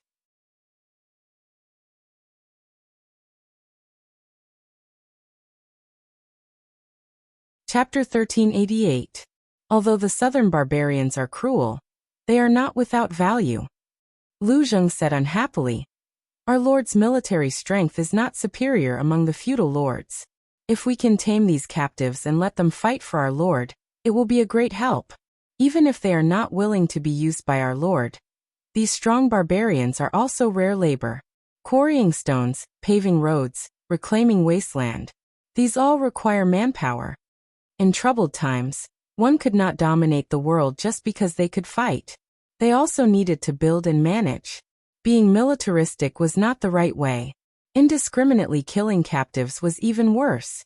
Unless it was a special situation, such as a lack of food and fodder in the army and having to kill captives, under normal circumstances, the captives would be treated as cheap labor, and their remaining value would be squeezed out. They would be arranged to do whatever physical work was heavy, using the cheapest investment in exchange for the most generous returns.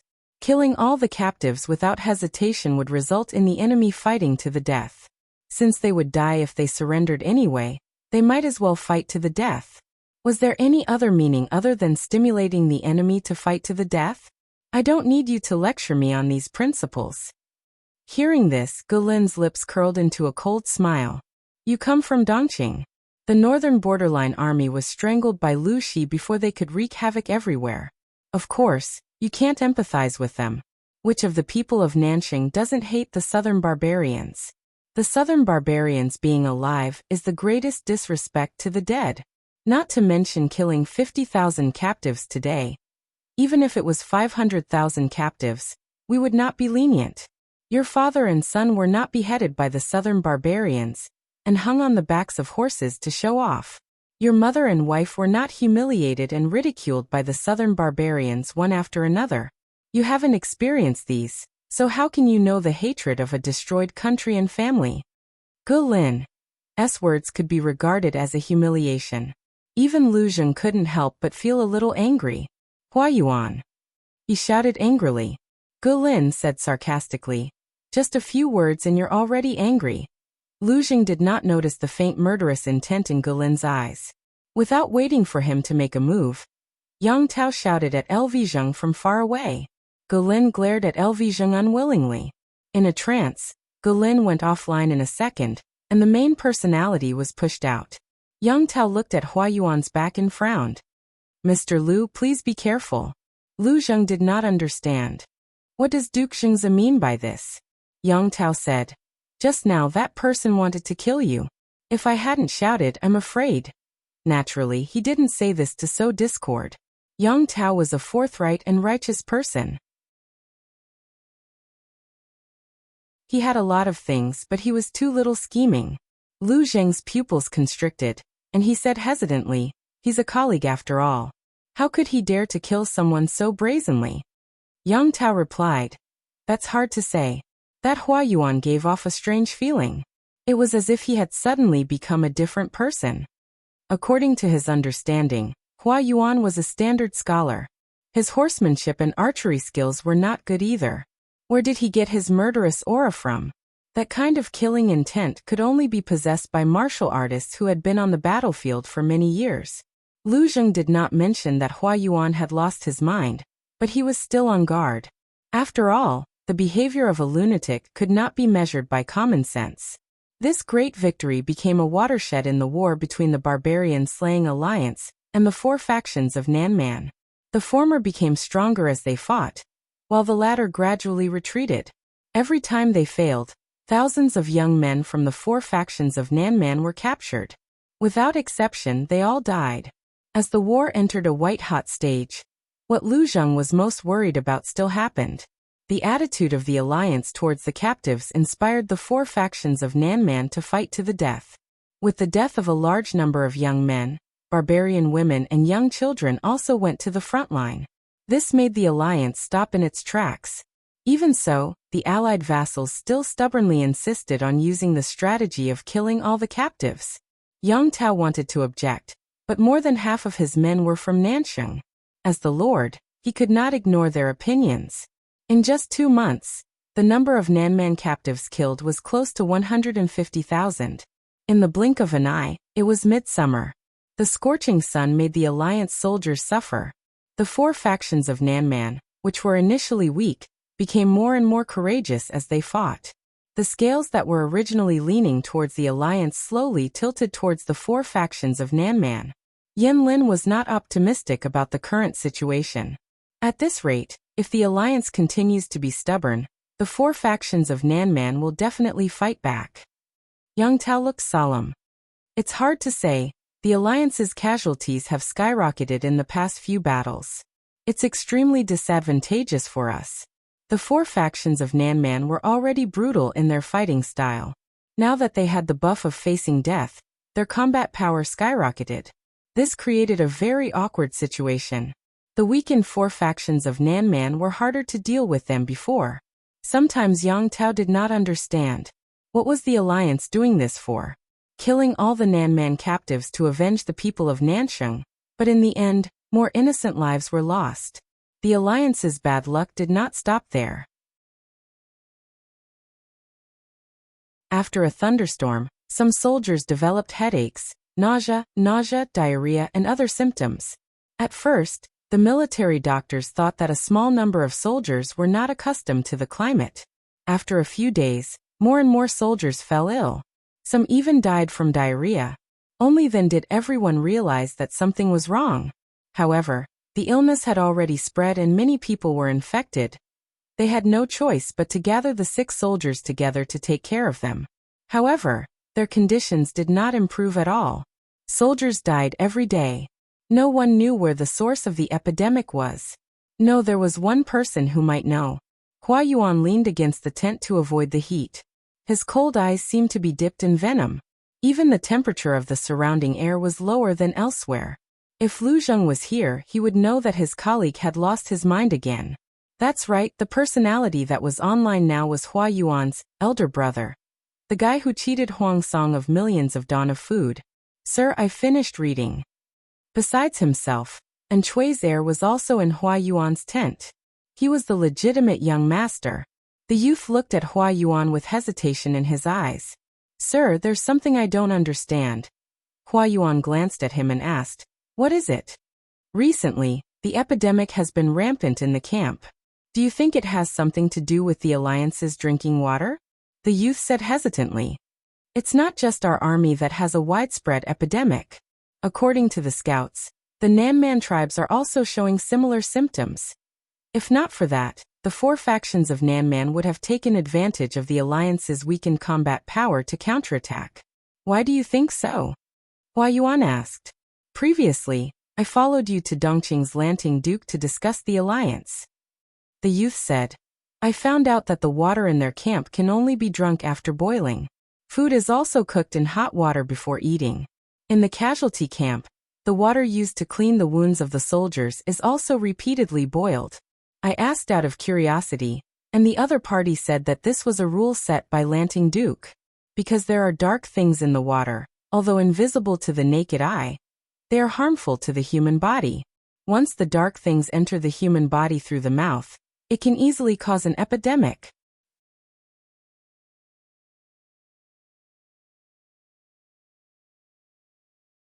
Chapter 1389. The youth continued. Most of the corpses of the southern barbarians were thrown into the river nearby. The weather is hot now, and the corpses decay very quickly. It will definitely increase the amount of yin in the water. I think this might be the reason for the spread of the disease between the 2 armies? Hua Yuan asked him. Is that what the young lord thinks? If not, why do you and my father have to boil the water before drinking? He had to suspect that the current situation was part of Hua Yuan's plan. Once he opened his mouth, it was easy for the youth to say what he wanted to say next. He continued, previously, the allied vassals ostracized my father and allocated a bad camp. The generals were quite indignant. You knew that our camp was far from the water source, and that it was not easy to get water. Why did you agree without hesitation, and even sent people to dig a few wells? The reason Hua Yuan gave was very decent. In the face of a great enemy, our army should focus on the overall situation. Such a small matter was not worth falling out and damaging the harmony. Now that he thought about it, it was frightening. Most of the Enchui soldiers' drinking water came from wells, and the other half from rivers. There were fewer sick soldiers than the other vassals. The youth clenched his fists, his gaze complicated. Previously, it was you who proposed to slaughter the 4 factions of the southern barbarians. Was this a trap that you planned long ago? Ancient battles were very violent in dealing with corpses. They were either buried in pits, thrown into the river to feed the fish, or left in the wilderness. Jiang Pingji burned the corpses of both sides in every battle. In the eyes of others, it seemed like she had nothing better to do and even brought a stain on her reputation. It was one thing to burn the enemy's corpse, but she even burned the corpses of her own people. How vicious was this lord? Looking at it now, the man in front of him was even worse. Hua Yuan chuckled. They asked for it. It has nothing to do with others. I just took advantage of the situation and didn't plan it deliberately. The youth could not help but shiver. Hua Yuan continued. I thought that the southern barbarians were like grasshoppers after autumn, and wouldn't be able to jump around for long. Who knew that they were like a centipede that died but didn't fall down? Even when they were about to die, they still caused trouble. Of course, I had to think of other countermeasures. The youth asked him, what about the allied forces? The southern barbarians deserved to die, but the allied soldiers? Hua Yuan looked at the youth with some disappointment. Isn't this for the sake of the Lord and the young master? He said, once the southern barbarians are eliminated, can the alliance still maintain the current situation? Young master, you might as well refer to Dongqing's Huangshui conference. During the conference there was a lot of scheming, and after the conference, it was a battle to the death. His Highness's power was not considered top-notch among the Nanxing feudal vassals. If he wanted to survive in this chaotic world, he naturally could not let the enemy gain the upper hand. Now is a good opportunity. The youth's mind was in a mess. Hua Yuan shook his head inwardly. In the war between the feudal lords, it was either you die or I die. The barbarian-slaying alliance was united by external forces. Once the external forces disappeared, internal strife was inevitable. And Chui's provisions were richer than the other feudal vassals, so how could others watch him grow? Only by striking first and gaining the upper hand could one maintain an invincible position. The next day, the teenager found out that Hua Yuan had purposely befriended Yan Lin, Yang Tao's advisor, and accidentally revealed the source of the epidemic. The youth was even more confused. Mr. Hua Yuan had just said that he was going to weaken the others the day before. Why was he helping Yang Tao the next day? Hua Yuan sneered in response. If Yang Tao dies, who will resist the ambitious Lu Shi? Nanxing and Dongqing were separated by Yang Tao. To Enchui, Jiang Pingji's threat was far greater than Yang Tao's. Nanxing had been ravaged by the four factions of Nanman, and its vitality had long been greatly damaged. Although Dongqing was also weak, Jiang Pingji had basically unified it. She recuperated and trained her troops for a few years. Wouldn't it be easy to defeat Nanxing? Yang Tao's existence was very necessary. He could buy some buffer time for Enchui at the critical moment. The medical skills of the four factions of Nanman were backward, and the logistics of the military camp were simple and crude. They could not withstand the ravages of the epidemic. When the midsummer passed and the weather turned cold, the number of people killed by the epidemic in the four factions of Nanman reached 200,000. The situation of the barbarian-slaying alliance was slightly better. Yang Tao had found the source of the epidemic. The military doctors isolated the source of infection and slowly brought the disease under control. Even so, the alliance still suffered heavy losses. Only the two feudal vassals, Enchui and Yang Tao, managed to preserve their vitality. While the feudal lords of Nanxing were scheming and guarding against each other, Jiang Pingji was busy like a spinning top. Thanks to Madame Tao and the others' selfless contributions, Jiang Pingji became rich again. Money could only be earned if it was spent. It would only rust and gather dust if it was kept in the storeroom. Adhering to this philosophy, she started dozens of construction projects in one go. They ranged from building houses and roads to building reservoirs, repairing rivers and reclaiming wastelands. Not only could they attract refugees and improve public security, but they could also provide a large number of jobs for the people. As long as there was work and money to be earned, which commoner would be stupid enough to rebel and cause trouble? They were used to Jiang Pingji's warlike state. Every day, she was either fighting a war or on the way to fighting a war. What about now? The content of the livestream changed from a hot-blooded fight for hegemony to a heartwarming scene of farming. The streamer who went against the heavens and the earth stayed at home to manage her territory. She was not like the streamer they knew. No matter how the salted fish roared, Jiang Pingji was indifferent. She continued to spend money like it was dirt. Speaking of spending money, one had to mention the branch of the Golden Scale Academy. Last year, during the enrollment expansion, Jiang Pingji secretly allowed the children of wealthy merchants and country gentlemen to enter the Golden Scale Academy. There were not many students, but those students were carefully selected. These children studied in the Golden Scale Academy for almost a year. Their learning effects were remarkable. More and more people secretly inquired when the Golden Scale Academy would continue to enroll, so that they could fight for opportunities for their children to enter. Jiang Pingji felt that the time was right. She took the opportunity to propose the expansion of the Golden Scale Academy and the establishment of 2 branches. The Golden Scale Academy was the blood and sweat of Feng Ren, Cheng Cheng, and Yuanjing.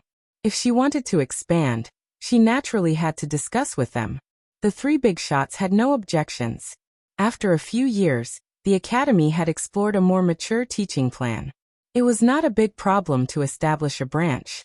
Jiang Pingji smiled and said, "It's the fortune of all the students in the world that you are so understanding and reasonable." Master Yuanjing joked, "In my opinion, Master Lanting's generosity is the fortune of all the students in the world." The Golden Scale Academy was a teaching institution that had no income.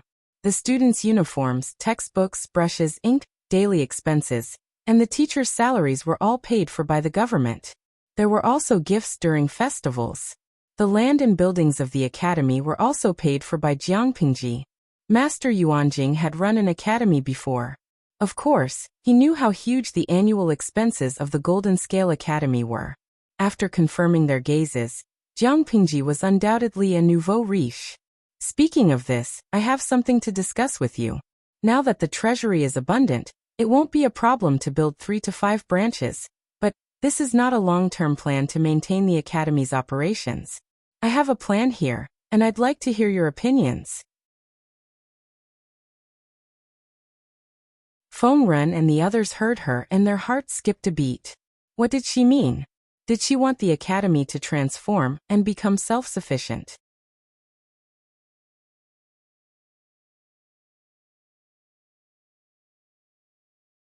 Chapter 1390. Feng Ren didn't care. If the Golden Scale Academy was reformed, it would benefit the gentry. Master Yuanjing and the others had to consider the ordinary students in the academy. Jiang Pingji saw through their thoughts at a glance. She couldn't help but chuckle and dispel their worries. Last year, in addition to the fixed number of students, there were an additional 50 places for external recruitment. Do you gentlemen still remember this? Feng Ren and the others had a strange expression when she mentioned this. Why? Because the students who were specially recruited, apart from their talents, their family wealth was also a very important indicator. Those students could be described in one sentence. They were so poor that they had nothing but money. Scholars were more virtuous, especially those who devoted themselves to education. When they received Jiang Pingji's order, they were somewhat reluctant. Education was a noble and great cause. How could they tarnish it with dirty money? They should treat money as dirt. Cheng Cheng said, "I remember. Those children are talented and diligent. They didn't disgrace the Golden Scale Academy. If those students were rich, they wouldn't let Jiang Pingji do whatever she wanted even if they had power and influence, let alone money." Jiang Pingji said, "It's good that you remember. Then you should also remember that those students are well off." Master Yuanjing smiled bitterly and said, "What do you want to say? You can say it directly. Why do you keep us guessing?" If she wasn't the Lord, she would be easily beaten. Jiang Pingji smiled and said, "I mean to hold a business fair. Only the highest bidder is qualified to invest in the construction of the branch of the Golden Scale Academy." The few of them thought that they had misheard. Not to mention what the business fair was. Which idiot would take the initiative to bid for such a qualification? Hearing Jiang Pingji's words, it seemed like a good thing that others couldn't even beg for. Feng Ren asked uncertainly, "Only the highest bidder is qualified to invest in the construction of the academy?" Jiang Pingji asked suspiciously, "Yes. Is there anything wrong?" There were so many things wrong. They couldn't even complain. Jiang Pingji said again, "Don't doubt me. If the news is released, there will definitely be people kneeling and begging to build an academy for us." They didn't say a word so as not to break Jiang Pingji's daydream. She continued, "The person who invests in the construction of a branch of the Golden Scale Academy will be given the title of an honorary dean after the completion of the branch. Not only will the government commend the person in front of the public and give him a plaque, they will also support the business under his name. For example, in a competition of the same trade, with the same goods and the same price. One side is a shop run by an ordinary merchant, and the other side is a righteous merchant certified by the government. Who do you think the people will choose? Feng and the others were frightened. Was there such a thing? Scholars, farmers, merchants, and merchants are at the bottom. This group was often criticized by others. If they were given such a chance, wouldn't the students from the branch schools be grateful to this honorary headmaster? Will future generations benefit from this? Jiang Pengji smiled. The government has praised the merchants, so the people naturally believe in their business. How could those shrewd merchants not see these benefits? For the rich, precious things were often not things that could be bought with money, but things that could not be bought with money. It was true that merchants were rich, but no matter how rich they were, could they buy the respect of the world? Their descendants were born with a lower status, let alone respect them. If one became the honorary headmaster, it was equivalent to making friends with the potential of the academy. How powerful would their connections and hidden wealth be? After Jiang Pengji's guidance, Feng and the others also thought of this. They could not help but laugh at themselves for being dull. They said that no fool in the world would be willing to do such a stupid thing, but they did not know that this was really a good thing that was worth fighting for. Feng Ren's political sense did not deteriorate. He keenly grasped the main point. Lord Lanting, are you planning to support the merchants? I know what you are worried about, but supporting the merchants is something that must be done. People live to live a better life. Scholars, farmers, merchants, and merchants. Who doesn't do this? Jiang Pengji said. Supporting the merchants does not mean that we condone them. I think it is to regulate and correct them. Take this time as an example. The merchants who are qualified must ensure that the shops they run are legal, that the goods they sell are clean, and that the prices they sell to the public are normal. There will not be any phenomenon of maliciously jacking up prices, malicious competition, or harming the people. The outside world had a bad impression of the merchants. Apart from suppressing this group being politically correct, the merchants themselves had many problems. It was true that Jiang Pengji planned to support the merchants, but she would not allow them to embarrass themselves. Feng said, if that's the case, it's not bad. He had no reason to object. It was beneficial to others and himself. However, Feng continued, if the branch is handed over to them to manage this, Jiang Pengji said. Master, you misunderstood me. The branch will still follow the rules of the main school, and the treatment will be the same as the main school. The dean and teachers will also be selected by the teachers. The source of students will be a little more relaxed.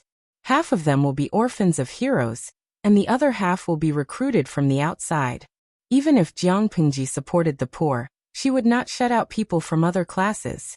Compared to outshining others, she preferred letting 100 flowers bloom together. Feng Ren's side was dealt with. Master Yuanjing had something to say. Lord Lanting, where do you plan to choose the branch? The Golden Scale Academy's foundation is still shallow. If it is too far away, it is hard to guarantee that no one will do something that appears to be obedient but secretly opposed. Although it is a branch, it cannot be tarnished. The management of the academy should be stricter. Jiang Pengji said, both branches will be built in Wanzhou. One will be built in Shangyang County, and the other will be built in Shangjing Prefecture. Both places were under Jiang Pengji's nose. Who would dare to cause trouble? Feng smiled. That's good. There were many aristocratic families in Shangyang County, but not every aristocratic family was a local tyrant.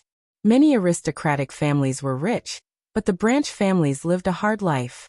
The branch of the Golden Scale Academy was built there, and the children of the branch families who were down and out would definitely fight for a place. This would unknowingly alleviate the conflict between the aristocratic families and Jiang Pengji. Shangjing Prefecture used to be the capital of Dongqing, but it was destroyed by an earthquake. Jiang Pengji rebuilt the Wanzhou Prefecture there, attracting ordinary people and refugees to settle there. After 1 or 2 years of business support, the place was revitalized.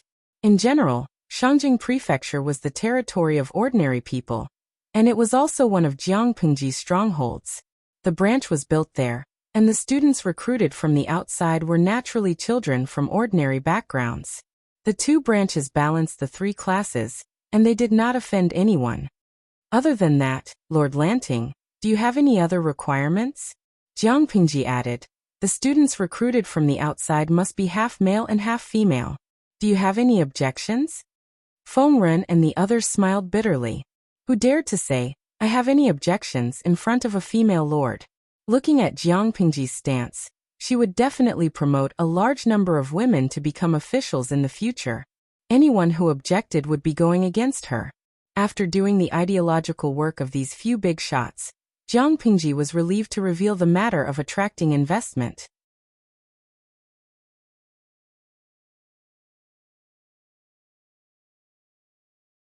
Chapter 1391. Has Lu Shi gone crazy from poverty? Does he really think he's the son of heaven, and everyone has to give in to him and help him? Jiang Pingji was full of confidence, but the public opinion was not optimistic about her plan. Most of them were pessimistic, and some were sarcastic. Who knows? She's now the one who holds the final say in Dongqing. Won't she be allowed to be arrogant for a few days? This topic had become the favorite topic of gossip recently. Regardless of whether it was a peddler or a student, they would only be satisfied if they gave some advice. Someone said, merchants pursue profits, and their bones reek of money. They can still hear the sound of money if they throw it into the water. What benefits do the people who contribute to the construction of a branch of the Golden Scale Academy get? TSK. All the good reputation and merits are taken by others. Someone mocked. How much silver does it take to build an academy? If it were me, even if I have so much money in my hands, I'd rather bury it for my descendants. How can there be such a simple-minded person in the world? Someone said, who knows, maybe there really are some people who have lost a piece of their brains and are willing to pay for the sake of flattery? Someone else said, how much does it cost to build an academy? According to the rules of the Golden Scale Academy, it should cost more than 100,000 strings of coins, right? The expenses of the students in the Golden Scale Academy are huge. Who can afford to support hundreds of students? Let's not talk about writing brushes, ink, paper, and inkstones. They have 3 meals a day of meat, 2 vegetables, and 1 soup. They have 3 sets of clothes for each season of the year, and 100 coins of pocket money every month. Ordinary people only eat meat during festivals. It takes 3 years to sew and mend a set of clothes. Who is willing to be a fool and pay to support these students who can eat so much? The common people were pessimistic. Some gentry who disliked Jiang Pingji also looked on coldly from the sidelines. Everyone had the same goal. They were all waiting to see Jiang Pingji make a fool of herself. Unbeknownst to them, there were already many rich people who wanted to kneel down and beg Jiang Pingji with money. However, they had no way out and could only be anxious. No matter how big their business was, they were still the lowest class of merchants.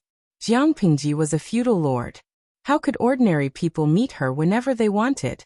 They had to think of a way even if they had no other way. There were only 2 spots. If they were too slow and someone else got it before them, they would beat them to it. Everyone used all kinds of martial arts. Some used their connections to find a way out, while others were in a favorable position. They turned their attention to the children who were studying again. They didn't have any official connections, but their children were studying in the Golden Scale Academy. There were many second generations of officials in the academy. As long as Feng Yi and the others went back and learned from their relatives, it would be equivalent to informing Jiang Pingji. Because the Golden Scale Academy implemented full-time education, they could only meet their children once a month. If parents wanted to meet their children, they had to make an appointment in advance. Thus, the following situation occurred. Father, what are you doing? I don't lack food in the academy, and the academy doesn't allow students to wear private clothes, so I don't need them. The daughter looked at the small mountain of gift boxes behind her father, and suddenly felt flattered. She wasn't well liked at home, so she didn't expect her father to care about her so much. Her father said embarrassedly, "This is not for you. I want to ask, do you know those Longjuan's wives?" The daughter couldn't hide her disappointment, but she said, "What about the Longjuan's wives? Who is father referring to?" "Naturally, it's the children of the big shots in Wanzhou. Aren't they all your classmates? You don't know them?" The daughter was speechless. The Golden Scale Academy was divided into different grades according to the age and progress of the students. The few that her father mentioned were all senior students, so how could they be considered classmates? At most, they could be considered schoolmates. Looking at this posture, she also knew that her father had a favor to ask and wanted her to be his matchmaker. She said, "If father has anything you want to ask them for help, I can give it a try, but don't give them gifts or bribes." Her father panicked and reprimanded her. "This is called the way of the world. How can it be called bribery? What does a little girl know?" The daughter said, "The way of the world shouldn't be given to a few students. It's easy to ruin their reputation, and they most likely won't accept it." Her father choked, but he had to admit that his daughter's words made sense. Giving gifts was the way of the world. To put it bluntly, it was also bribery and corruption. They might not necessarily lack such gifts. The daughter asked him, "Father, why are you looking for them?" "There's news that the Duke of Lanting wants to establish a branch of the Golden Scale Academy. I think that my family is quite rich, so I might as well donate one and become an honorary dean. After a few years, wouldn't the students who graduate from the branch be grateful for this favor? This will be good for our family." Her father said, "Your eldest brother is mediocre, and your second brother is useless. In the family, you're the only one who's more promising, but you're a girl. I'm afraid that after 100 years, they won't be able to protect their family business. Now that they can plan more, they'll have a guarantee in the future." Merchants had money but no power or influence, so they often had to find ways to rely on others. Although they had great wealth, they didn't have the ability to protect it. If their descendants were more prodigal and their relatives were more eccentric, they would be lonely within 3 generations. The current world wasn't peaceful.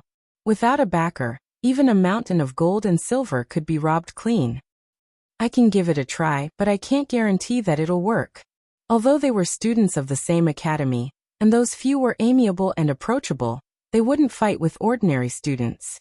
How to pass the message? She had to think carefully. Compared to using connections to go through the back door, this method was efficient and convenient. How many middlemen would be saved? Feng Yi became the target of many people, so he told his father Feng Zhen about it. Feng Zhen teased his son with a smile. "Those people are so stingy, so stingy. Don't they all say that they're rich, but they don't give any benefits when they ask for help? So immature." Feng Yi said, "Accepting bribes and breaking the rules. How will my classmates look at me in the future?" Feng Zhen wanted to laugh, but Wan Xiao tapped his hand with her fan, telling him to take it easy. It wasn't easy for the old Feng family to raise such a good son. They couldn't let Feng Zhen ruin his future. Feng Zhen wasn't serious either, so he took the opportunity to touch her hand, which made Wan Xiao roll her eyes. "With your personality, you should be a censor in the future. You'll definitely offend everyone you meet." He was such a perfect romantic, so why did he have such a dull and insensible son? Feng Yi said, "A censor is not bad." In the future he would have to report to his father every day, who asked him to be covered with lice. All the families waited anxiously for a reply. Only Jiang Pingji, the big winner, sat there calmly. She sent people to collect information about the family's backgrounds and property evaluations. She looked at them one by one. The salted fish audience also accompanied her in her careful selection. After a long time, a certain salted fish raised a question. "Eat hot pot tonight. Didn't you say that the highest bidder wins? Streamer, you're trying to make a private deal." Jiang Pingji said, "Do I look like someone who will bend over for 5 buckets of rice? On the surface, it's an auction, but money doesn't get you the right to bid. If the person who spends a lot of money to buy a spot is a black-hearted businessman, won't I be harming the people and tarnishing my own reputation?" She said it boldly and confidently, as if she regarded money as dirt. If the salted fish didn't know her well, he would have been deceived by her acting. Besides, was that 5 buckets of rice?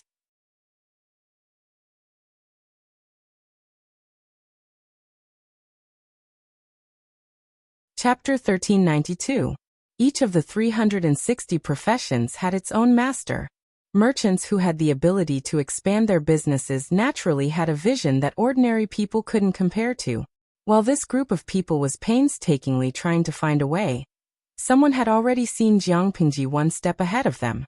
This person was none other than the leader of Chongzhou's Chui clan, Chui Yu. When outsiders mentioned the Chui family of Chongzhou, they would always mention their clan leader, Chui Yu, whose eyes were like torches. Why? This was because Chui Yu had placed a heavy bet on Jiang Pingji before her power grew. It was precisely because of this choice that the small family that had been hovering between second and third class leaped to become the leader of Chongzhou's powers. Before relying on Jiang Pingji, the Chui family of Chongzhou was seen as a fence-sitter in the eyes of outsiders. They relied on business with the north borderline to make a fortune, and were always looked down upon. After Jiang Pingji took over Chongzhou, she faced the threat of the north borderline and the suppression of the local aristocrats in Chongzhou. The Chuis were not afraid of the situation and resolutely chose to support Jiang Pingji. The facts proved that the Chui's gamble had paid off. As a reward, the Chuis obtained the right to sell bamboo paper and rice paper from Jiang Pingji. After the two parties had cooperated for 5 years, the Chuis could also obtain the secret recipe of the two kinds of paper. Relying on this business, the Chui family had made a lot of money in the past few years, and their status had risen along with it. Chui Yu heard that Jiang Pingji wanted to attract investors to build a branch of the Golden Scale Academy, so he rushed over without stopping to rest. Fortunately, when Chui Yu heard the news, he was checking on business at a shop not far from Wanzhou. Otherwise, it would have been too late. When Jiang Pingji heard about Chui Yu's visit, she was rather surprised. Why isn't he staying in Chongzhou? Why is he here in Wanzhou? In the livestream room, Salted Fish wore a dumbfounded look. It had been too long, and Salted Fish had changed batches after batches. They had forgotten who Chui Yu was. Fortunately, there was still a group of big shots in the live broadcast room. They were all good students who took notes during the live broadcast. Guikai Guo Fengxiu. Chui Yu from Chongzhou? I have some impression of him. He seems to be the family head of Chongzhou's Chui family. I remember his name is Chonghuan because this fellow always reminds me of Yuan Chonghuan. Speaking of which, this man hasn't shown his face in the live broadcast room for many years. Tuda Feiqiu. If Chui Yu hadn't appeared, I would have forgotten who he was. Old Salted Fish's attitude of meeting an old friend in a foreign land piqued the newbie's curiosity. Salami. Who is Chui Yu? What about his looks? How old is he? Poor Taoist sees your chrysanthemum is poisonous. During the earthquake in Dongqing, the streamer saved a baby who was protected by his mother before she died. That baby was Chui Yu's son. Later on, the streamer used this child to get in touch with Chui Yu, roped in the Chui family, suppressed the other aristocratic families in Chongzhou, and turned the tables to take control of Chongzhou. As for Chui Yu, he should be around the same age as Fengzhen. He was married and had a son. The Salted Fish all had the same question in their hearts. What was Chui Yu's purpose for coming here? Could it be that it was also to fight for a place in the branch academy? No matter how curious Salted Fish was, the answer could only be revealed when he met the person. After not seeing each other for several years, time did not leave a deep mark on Chui Yu's face. Instead, it added some depth and steadiness to his face. Jiang Pingji went straight to the point and asked, "Why did Zhonghuan come to Wanzhou?" She was a busy person and her time was precious. She didn't have the time to keep him in suspense. Chui Yu was also used to Jiang Pingji's straightforwardness. He said, "Because some parts of the accounts collected last year don't match up. I've been checking the shops outside for the past few days. I happen to hear that my lord is preparing to build a branch of the Golden Scale Academy. I wonder if this is true?" Jiang Pingji looked at Chui Yu with a faint smile. Of course it's true. Could it be that Zhonghuan also has such intentions? The Salted Fish couldn't help but hold their breath. They felt that the atmosphere was not quite right. Chui Yu came to invest. Wasn't this a good thing? Why did the streamer look unhappy? The Chui family has been operating for many years and has a small amount of assets. If my lord doesn't mind, I will naturally offer it to you to solve this urgent need. Jiang Pingji smiled and said, "Zhonghuan's news is outdated. I slaughtered a few fat sheep from the Tao family a while ago. Why would I be short of money?" Chui Yu revealed a relaxed smile and said gently, "I see. Then I'm overthinking." After the two of them finished talking, the inexplicably tense atmosphere dissipated, leaving the salted fish confused. Yinyu Ajia Zhugachinma. Have you forgotten the identity of the Cui family? The Cui family is now second to none in Chongzhou. They used to be rich, and now they have power and influence. They are also trusted by the streamer, and have taken over many profitable businesses. If the Cui family gets involved in the branch of the Golden Scale Academy, the students from the branch will be the Cui family's natural connections. These students are talents that the streamer spent a lot of money and time to nurture. It is impossible for them to become ordinary people. At the very least, they will be low-ranking officials. Those who are capable may even be high-ranking officials. If the Cui family is a little ambitious, it will be much easier for them to form a clique for personal gain. Cuiyu came to test Jiang Pingji. Seeing that she had no intention of letting the Cui family get involved in this aspect, he changed his words. The salted fish listened to the analysis of the big boss, and could not help but shout at the society. Does one need intelligence to watch the live stream these days? After all, Cuiyu was one of them. Jiang Pingji did not treat him too harshly. She rejected Cuiyu's participation in the battle and handed over the paper supply business to Cuiyu. With the gradual improvement of the paper-making technology, the annual consumption of paper rose in a straight line. The production model of a small workshop could no longer meet such a large demand. Coincidentally, Jiang Pingji and Cuiyu's 5-year cooperation was about to end. At that time, she will hand over the secret recipe of paper production to the Cui family. After the Cui family has made a lot of money, the secret recipe will be made public so that other merchants can have a share of the profits. When there are more merchants producing paper, the market price will gradually decrease as the production volume increases. In the end, the ordinary scholars will benefit. Hearing Jiang Pingji's decision, Cuiyu's expression became much better. His worried heart also relaxed. The child of the Zhonghuan family is also studying in the academy? I remember the child is called Fushou, right? Regarding the name Fushou, which has a good meaning but is unbearably vulgar, Cuiyu could only maintain an awkward but polite smile. He had no choice. He begged Jiang Pingji for this name. No matter how vulgar it is, he has to use it. My son has been studying in the academy for 2 years. The master has taught him attentively. A while ago, he sent a letter home saying that he got into the top 3 in his class. Jiang Pingji praised him sincerely. Top 3? That's really good. The Zhonghuan family has a successor. Cuiyu thought that Jiang Pingji was still single and did not even have a child. He could only listen silently with a smile and did not dare to answer. The outside world was waiting to see Jiang Pingji make a fool of herself. No one expected that the Cui family would appear at this juncture. Knowing that the Cui family did not get the quota, the crowd continued to sneer and watch. A group of merchants with big businesses could not sit still. Cuiyu was Jiang Pingji's confidant. If he wanted to fight for the quota, they really had no hope.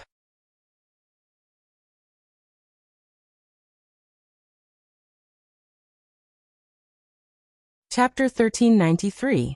The outside world was waiting to see a joke. Unexpectedly, on the day of registration, merchants with some wealth almost trampled the threshold of the registration office. Is it true that money burns one's hands? TSK, we commoners don't understand the thoughts of the rich. How can they not feel bad losing hundreds of thousands of coins? Some people were puzzled, and some people maliciously speculated and spread rumors. Maybe the Duke of Lanting knew that no one would come, so he specially invited people from the theatrical troupe to make a guest appearance. Naturally, there were people who came out to refute the rumors. What theatrical troupe making a guest appearance? Which one of you haven't seen the performers from the theatrical troupe? I took a peek just now, guess who I saw? My old boss is also there. My old boss is the boss of Chen's shop. He has many businesses: rice shop, cloth shop, food shop, wine shop. Walk 2 streets ahead and turn left. That cloth shop is owned by my old boss, and it only serves nobles. Hey, come on, you're a barefoot rough man. Have you ever seen the boss of Chen's shop? The surrounding people ridiculed him, and the man's face turned red with anger. However, he was not good with words and could not win against others. On the other side, the rich man in the eyes of the commoners, the boss of Chen's shop, also obediently queued up to register. Looking to his left, there were old business acquaintances. Looking to his right, there were old business rivals. Suddenly, he felt a headache coming on, and had no idea what to do. Not only did he have a headache, but his old acquaintances and rivals also had a headache. There were too many wolves and not enough meat. There were only 2 slots, but there were 40 to 50 people competing for them. It seemed that to win, they could only rely on their wealth. Many people secretly gritted their teeth, planning to spend a lot of money to get a slot. Unexpectedly, the person in charge said that this was only the first stage. Everyone was at a loss. This was only the first stage. The person in charge said, although the branch has the name of a branch, it is actually no different from the main branch. The students of the branch are also the pillars of the future, and their reputation cannot be tarnished. Of course, we have to be very careful in selecting the honorary dean. Family wealth is secondary, and the most important thing is integrity. Wealth is obtained in the right way. Profit from righteousness, conduct business, compete fairly, and never break the law or harm the common people. Once they obtain the quota, they would basically be considered half an official's family. Even if their children could not become officials, they would still be respected by others. Jiang Pingji's meaning was very clear. I'm not interested in the money in your pockets. I'm more interested in your reputation. If your reputation is bad, no matter how rich you are, you'll still have to scram. Everyone was excited and trembling at the same time. They could not help but rack their brains to recall if their businesses had violated any laws or regulations. When it came to merchants, some relied on black-hearted business to make huge profits in a short period of time, while others relied on integrity and hard work to slowly expand their business. Upon hearing the manager's words, many merchants silently heaved a sigh of relief and revealed meaningful smiles. The other group of people were sad. They wished they could go back in time and kill this dark history in the cradle. The person in charge said, "We will send envoys to investigate in secret, so please don't lie." Everyone's face turned pale. If he didn't think of a way to fake it, how could he deceive everyone? The person in charge also appropriately revealed Jiang Pingji's intention to support the merchants. Although she did not agree to allow the merchants to become officials, everyone saw hope. Naturally, they did not dare to ask for more. They went home happily and waited for the news. As long as they passed the first test, it meant that the remaining people were good merchants who operated with integrity. With the government's certification, they could also gain a favorable impression among the people. It was a steady profit and not a loss. The outside world looked on dumbfoundedly. They did not expect there to be more than one prodigal with too much money in the world. There was a string of people rushing to give money to Jiang Pingji. Not only that, but Jiang Pingji was also picky. Those who did not meet the requirements were not qualified to beg her to collect money. How infuriating! After a selection that was comparable to a talent show, Jiang Pingji considered all aspects of the conditions, and finally chose 2 families as the lucky ones for this activity. The Chun family and the Sun family, the 2 big businesses, were selected. The Sun family cried tears of joy. The retired head supported himself with a walking stick and trembled as he opened the ancestral hall to thank the ancestors for their blessings. He cried and laughed at the same time, which made people worry about the old ancestors' health. The reaction of the Chun family was not much calmer.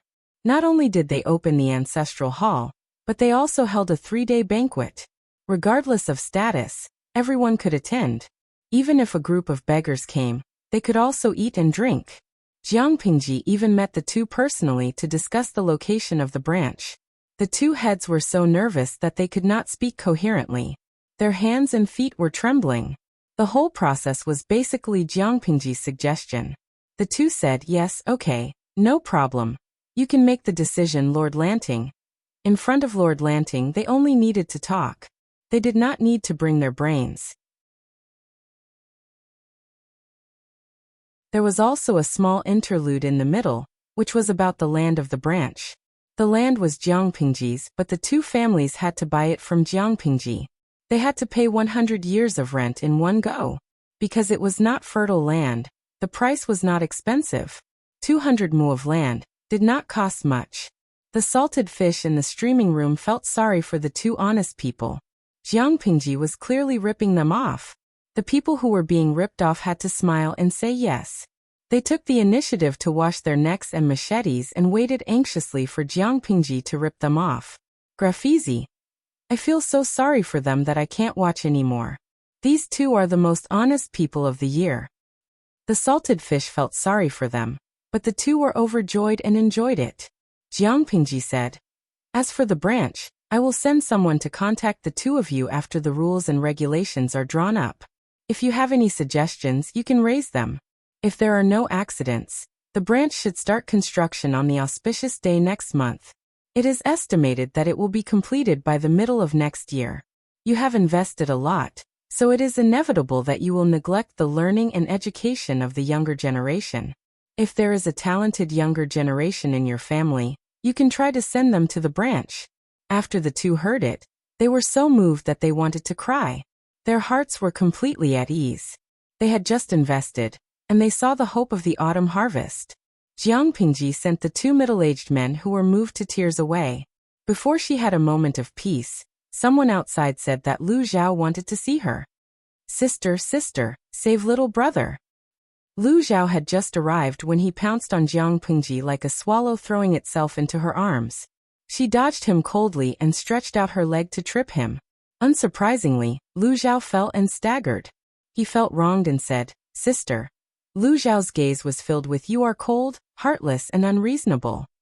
"What happened to the brother-sister love?" Jiang Pingji said. "Tell me what's the matter. Don't tell me you don't have any spare change to spend again?" Lu Zhao said, "Sister, do you think I'm such a worthless piece of trash? This is really an urgent matter. Speak normally." Lu Zhao said, "Father is coming. The letter just arrived, and he's already here." "Lushi." Jiang Pingji frowned. "Father is coming? Why didn't anyone inform me?" Lu Zhao said, "Sister, aren't you busy with work? I also waited for an hour before I saw you." Jiang Pingji stood up and flicked her sleeves. She said calmly, "I am going to see father. Do you want to come?" Lu Zhao trembled and said with a bitter face, "If father questions me about running away from the marriage, you have to help me."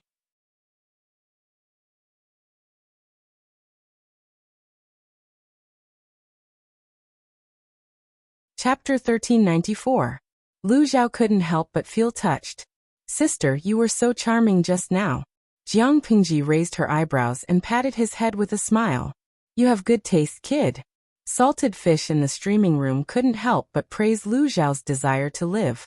For the sake of his life, he would say anything that went against his conscience. Xing Yuan Miao Miao. It's tragic. Brother Lu Zhao seems to be the first person of the opposite sex to praise the streamer's charm. Wandering you hang. Streamer, you can't defeat a frog even after 10 years. Why don't you change your strategy and find out more about the German orthopedics department? Xianyan Feishing. The unpopular couple has finally been noticed? I really like the queen sister and the lackey CP. When the streamer interacts with Zhao's brother, I feel that the aura around her becomes gentle. I really like the way they interact. Yixia Jixing. The streamer is indeed the main attacker. She can attack whoever the couple is. But Zhao's brother is too weak. I don't like it. Lu Zhao shuddered and followed behind Jiang Pingji like a little wife. He was even more afraid at the thought of meeting Lu Shi. "Sister, guess why father came to Wanzhou?" Jiang Pingji smiled. "Didn't you run away from your wedding last time? Maybe he's here to bring up the past again?" Lu Zhao was so scared that he tripped over his right foot. If Jiang Pingji hadn't helped him, he might have fallen to the ground. "Sister, don't scare me. I don't like the person father arranged," Jiang Pingji asked calmly. "If you don't like the person he arranged, who do you like? No matter what, you're not young anymore. If you're still single and there's no woman to serve you, outsiders will only say that I'm not a good sister, and that I'm treating my brother badly." Lu Zhao felt his scalp go numb. His sister's question was a dead end. He couldn't answer it well. I don't have a girl I like." Lu Zhao couldn't help but say shyly, "I'm still young. Keep me by your side for 2 more years." Jiang Pingji snorted meaningfully, but she didn't comment. When the siblings saw Lu Shi, he was sitting opposite Gu Zhen and drinking. The faint fragrance of pear blossom wine wafted through the air. Brother-in-law's brewing skills are almost the same as my sister's. Gu Dai was dressed in casual clothes and slightly made up. She looked a few years younger than her actual age. It was just like the saying, Sun Yang is getting old but still charming. Lu Shi, who was sitting opposite her, was still dressed in a dark green Confucian robe. His hair was dyed gray, and there was a sense of relaxation and contentment between his brows. He said, being almost the same doesn't mean it's the same. In the end, it's still different. It can't replicate her taste. While the two of them were talking, Jiang Pingji brought the cowardly and weak Lu Zhao inside and bowed to the two of them. Lu Zhao also obediently followed suit, wishing that she could hide her petite body in the shadow of her elder sister's sturdy body. Father, mother. Gu Zhen agreed with a smile, but Lu Shi snorted coldly. He placed the wine cup in his hand on the table with a clang, scaring Lu Zhao so much that his heart trembled. Jiang Pingji said, "Why did father suddenly come? At least let me know in advance so that I can send people out of the city to welcome my father."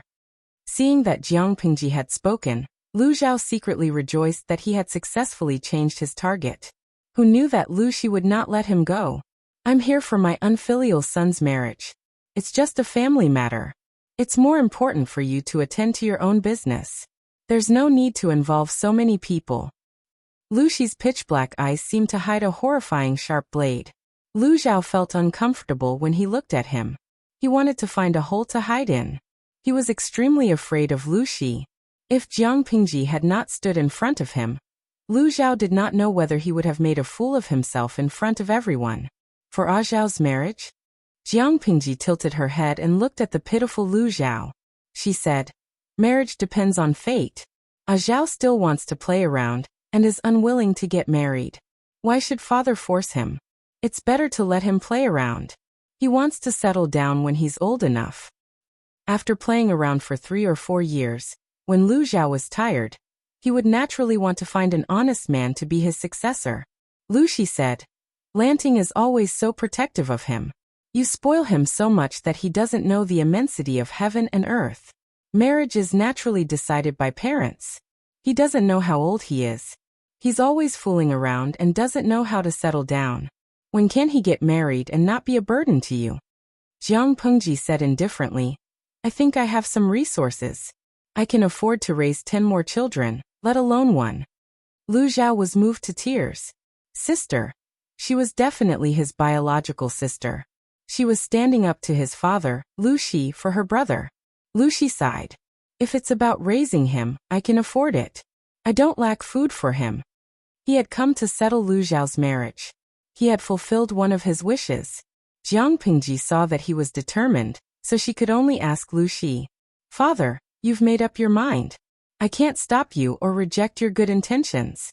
About Zhao's marriage, do you have a candidate in mind?" Lu Zhao's heart suddenly turned cold. "Sister, you have to bear the pressure." Lu Shi rolled his eyes at Lu Zhao and grumpily said, "I do have a few good candidates, and their temperaments and family backgrounds are similar, but I still have to ask this unfilial son if he has any women he likes. Otherwise, why would he run away to Wanzhou without saying a word?" Lu Zhao suddenly became the center of attention.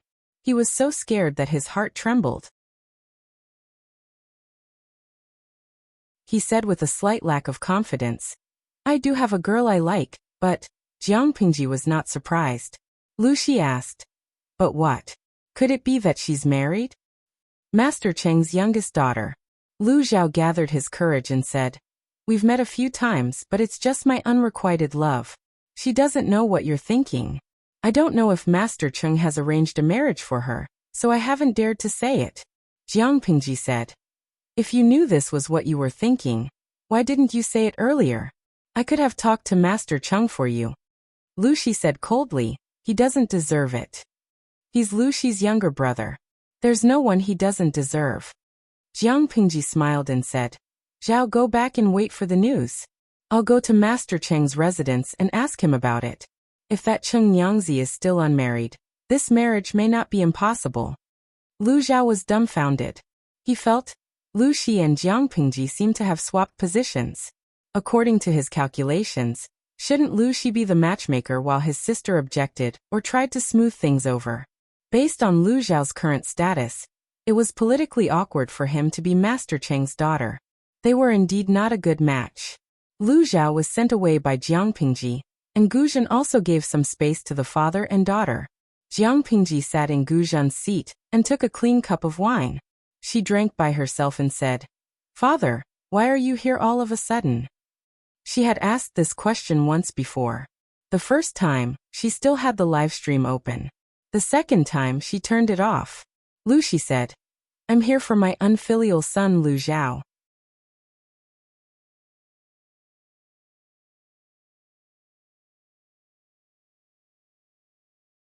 Chapter 1395. Lu Shi was silent for a long time. After a while he said calmly and confidently, "You won't kill him, so there's nothing to worry about." "Indeed, I won't kill him. Zhao is quite cute." She changed the topic. "I won't kill him, but that doesn't mean others won't." Most people would think that the others Jiang Pingji mentioned were radicals who were loyal to her. No matter how well Jiang Pingji did, no matter how high she rose, and no matter how many children her age could play mahjong together, she had no intention of getting married or pregnant. It was impossible for her subordinates not to be anxious. Under such circumstances, there would definitely be people who wanted her to have an heir as soon as possible, even if it was a son from another branch of the family. But there were also people who supported Jiang Pingji. Lu Xiao was the biggest target to eliminate any hidden danger that could usurp the throne. However, Lu Shi knew that Jiang Pingji was not referring to those people, but someone else. "Because it's dangerous, I want to use marriage as an excuse to send him far away. It's good to let him be a rich and idle man. You don't look like someone who is willing to live in peace." Jiang Pingji sneered. "Can a rich and idle man satisfy your appetite? No one in the world is born greedy." Lu Shi avoided the question. "As long as that unfilial son is satisfied." Jiang Pingji said, "Zhao is Lanting's biological brother. Of course he will get what he wants." The father and daughter's conversation came to an end, and they drank a jar of wine in silence. Jiang Pingji asked him, "What kind of person is Gu Min?" "Her? She's a person who is passionate about life. She's sunny and beautiful. You can tell from her eyes that she grew up in a comfortable and peaceful environment." Lu Shi raised his cup and drank it in one gulp. "I thought you were very similar to her, but it turns out that I was wrong." The first time he saw Jiang Pingji, he knew that she and Gu Min were completely different people. Both of them were pure, but one was pure white, and the other was pure black. Jiang Pingji said, "Look at you. You make it sound like I'm a ruthless person who kills people like flies." Lu Shi was strangely silent. Wasn't she? Not to mention what kind of person she was in her previous life. The number of people who had died in her hands in the past few years in Dongqing was in the tens of thousands. "When did you start to doubt me?" Lu Shi had never been able to figure it out. Jiang Pingji smiled. Her eyes were misty because of the wine. "That's an interesting question, father. I've never trusted anyone since the beginning." Jiang Pingji played with the wine cup in her hand, and her lips curled into a sly smile.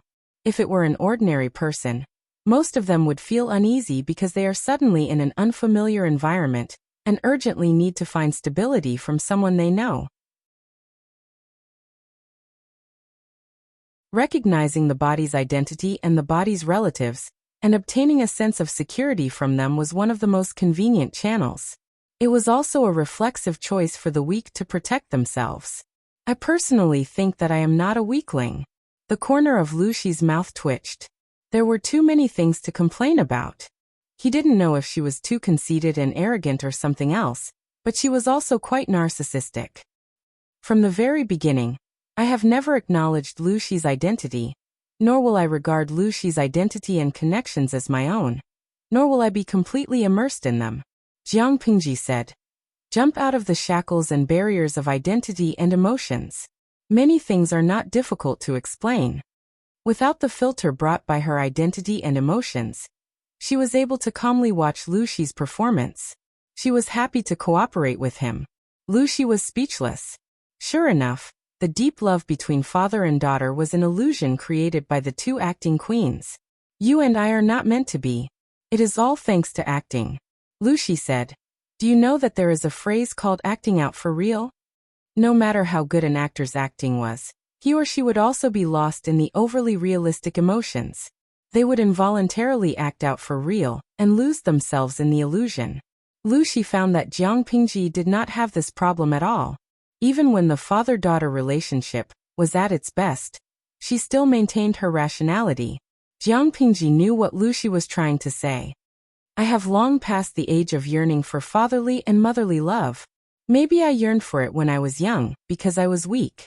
But after that period of time, these feelings are no longer necessities for me, they are burdens. Jiang Pingji said expressionlessly. Even if I have a 12-year-old body again, a kind and gentle father, a dignified and beautiful stepmother, and an adorable and silly brother, I can't go back. I can act, but I really can't regard someone younger than me as my father. You are making things difficult for me.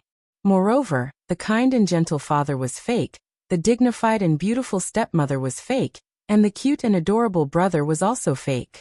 How could she have real feelings for something that was fake? Lucy. Wait, she was actually older than him? How did Jiang Pingji call a man younger than her father, without any psychological barriers? Lucy's eyes said it all. Jiang Pingji replied. I am a professional person. Lucy. The two of them were silent again. Lucy did not expect the two of them to lay their cards on the table so easily. Even though they already knew the truth, there was still a layer of window paper that had not been exposed. Now that it had been exposed, neither of them could pretend that it had never happened. Jiang Pingji said, You have said so much to me today. Are you planning to form an alliance with me? Lucy replied, Why not? The enemy of my enemy is my friend. Jiang Pingji revealed a meaningful smile. What happened to the allies who had formed an alliance with her in the past? That person's hiding place is extremely secretive. Although I don't know the specific location, he is definitely in Wanzhou by your side. Lucy said. His purpose is very clear. He wants the fate of the whole world. As the son of fate, you must be a target that he keeps a close eye on. Jiang Pingji said. I know. I also have a question. Wouldn't it be easier for him to plot against me and fight for the world by himself? The corner of Lucy's mouth twitched. He was slightly speechless. You have the god-slaying sword by your side. Why are you still asking this question? The main system had been cowardly and refused to show up. Wasn't it because the dimensional patrolling merchant had not left? Before the hidden danger of the plane was solved, it was impossible for him to leave. That was why the main system had its eyes on Jiang Pingji. In addition, Jiang Pingji said, I just find it boring. Since the dimensional patrolling merchant restrains him, what is the point of my existence? She thought she was the chess player. Suddenly knowing that she was just a chess piece in someone else's hands, she was naturally unhappy. I don't know either, Lucy said. Jiang Pingji asked. You came to lay your cards on the table with me. Isn't this a betrayal to him? Are you worried about me? Lucy raised his eyebrows and said firmly, Don't worry, he is not nearby. He won't know. Jiang Pingji said, One last question. Have you sent someone to assassinate Wen Zheng?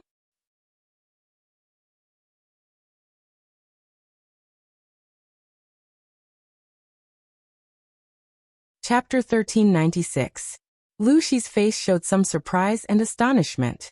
Jiang Pingji looked at his face calmly without blinking. Is this important to you? Lucy raised his eyebrows and looked at Jiang Pingji with a complicated expression. He wasn't a gossipy person, but he was curious about the man who was lucky enough to get so many beauties in the history that Gu Min knew. He had suspected Qi Guanrang before, but ever since Qi Guanrang married Wei Yuan's eldest daughter, Lucy removed him from the list. Now he wasn't so sure. Could it be that Qi Guanrang would lose his wife in the future, and the two of them would secretly get married a few years later? If that was the case, what would happen to Wei Xi? Jiang Pingji didn't know what Lucy was thinking. She said indifferently, Honesty is the basic attitude of an alliance. I didn't send anyone to kill him. Lu Shi shook his head and denied it. He suddenly thought of something and said with uncertainty, "But I can't guarantee that I didn't." All living creatures had 7 emotions and 6 desires, and he was no exception. However, he was arrogant and conceited. He regarded the 7 emotions and 6 desires as a burden, so he took the initiative to abandon this part of his emotions. In the end, this part of the emotions became an independent Lu Shi. Although he became independent, they came from the same source and the other party retained his strength. If he wanted to use my hand to do something, I wouldn't be able to detect it. Lu Shi hated this state of affairs. The other party had taken advantage of the situation and controlled the body to strangle Gu Min, who had just given birth. Not only Gu Min, but the 2 sons who died young were also related to the other party. Lu Shi didn't dare to think about it. Gu Min was desperate and resentful before she died. She had always been a smart person. The main body of the system wanted to kill Gu Min mostly because Gu Min knew something she shouldn't have known. And that was why she was killed. For example, the truth of the 2 sons' deaths. The main body was afraid that Gu Min would spill the beans, so he killed her. Jiang Pingji said. Wen Zheng injured his left hand in the assassination. According to him, the assassins behaved strangely. They didn't seem to want to kill him, but more like they were testing something. At first, I suspected that they were sent by you to test whether Wen Zheng was my weakness. Lu Shi was confused. Weakness? Jiang Pingji said. The person I trust the most and am least guarded against is my weakness. Lu Shi remained silent for a while. With all due respect, such a person can't possibly exist, right? Everyone should have a dream. Who knows, I might have guessed it. Jiang Pingji's tone remained calm as usual, as if what she said was as normal as it's a sunny day today. She said, I have my reasons for suspecting you. Weren't you my enemy before we had a showdown and formed an alliance? As a normal father, no one would like a wandering ghost to take over his daughter's body and identity. It was only natural for him to take over everything she had and use it to make a name for himself, right? If I were the father, I would punch that shameless outsider to death. I also suspected that Lu Shi wasn't dead, and that she was still alive in some corner of the world. When I unite the world and stand in the most honorable position in the world, you will let her come back and occupy this body and identity. Lu Shi and Jiang Pingji had always been on opposing sides. Jiang Pingji had taken over Lu Shi's daughter's body. Why would Lu Shi like her when he knew it? Was it because she could achieve something that Lu Shi could never achieve in his lifetime? Lu Shi was not Gu Zhen. He might not care about fame and fortune. They could remove their masks and talk calmly only because they had the same enemy and had no choice but to form an alliance. Following Jiang Pingji's narration, Lu Shi's calm expression began to crack. After a person dies, it takes a certain amount of time for their spirit to completely dissipate. When I entered this body, my body was warm. In other words, someone took away the real Lu Shi in a very short time. Lu Shi had just left, and I came right after. I don't need to think too much about who took Lu Shi away. Of course, I have reason to suspect that you are in cahoots with that person, and have reached some kind of mutually beneficial agreement. You have to pretend to be calm and composed in front of the enemy who killed your daughter, every day. Your professionalism is beyond doubt. Jiang Pingji said with a tone of I knew it. My speculation is not baseless, right? Lu Shi was speechless and only retorted after a while. You know that I have ill intentions towards you, but you can still play along with me calmly. You are indeed worthy of being the future Emperor Chen. You are indeed admirable. Jiang Pingji said. The reason why conspiracies are so frightening is because of the dark word. Unknown dangers are the most difficult to guard against. You belong to the known category to me. At the same time, you don't know that I have ill intentions towards you. Who do you think should be more afraid? Lu Shi was speechless. He was really speechless. He had thought that Jiang Pingji was important enough, but the person in front of him was more difficult to deal with than he had expected. Jiang Pingji said, As we speak, I am suddenly very curious about something. My dear ally, can you explain it to me? Lu Shi was speechless. How could he say no? If they continued talking, he would really doubt whether his decision to form an alliance with Jiang Pingji was right or wrong. To some extent, Jiang Pingji was much more terrifying than the main body of the system. As a separate part of the system, you must have a reason to give up your cooperation with him, and your plan to let Lu Shi come back and take over my body, right? If the reason is not good enough, I really doubt whether you sincerely want to cooperate with me, or are you trying to trick me? Lu Shi was silent for a long time. He refused to answer the question, but Jiang Pingji could guess. For Lu Shi, who was more important than his daughter, Lu Shi and son Lu Zhao, this person could make him give up his cooperation with the system and turn to Jiang Pingji as an ally. After thinking about it, there was only one answer. Gu Min. Gu Min's death has something to do with the main body of the system? Jiang Pingji said with certainty. You said before that the main body of the system took over your body and used it to do things you didn't want to do, and you didn't know anything about it. Let me make a bold guess. Could it be that the guy used your body to hurt Gu Min? Or even kill her? You know the truth, so you decided to abandon your previous plan and form an alliance with me? Lu Shi glanced at her out of the corner of his eye and said coldly, You can shut up. She knew that it was a wound that should not be touched, but she still stepped on it persistently. If it were not for her strength, she would have been put in a gunny sack and beaten to death. It seems that I have guessed correctly. Jiang Pingji was not surprised. Because this body belongs to your daughter, we are on opposite sides, and there is no possibility of peaceful coexistence. When the main body of the system is killed, if you don't want to die, you'd better find a way out for yourself. Once the system died, Jiang Pingji would have nothing to worry about.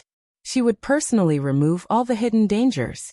She hoped that Lu Shi would not do anything that would cross her bottom line.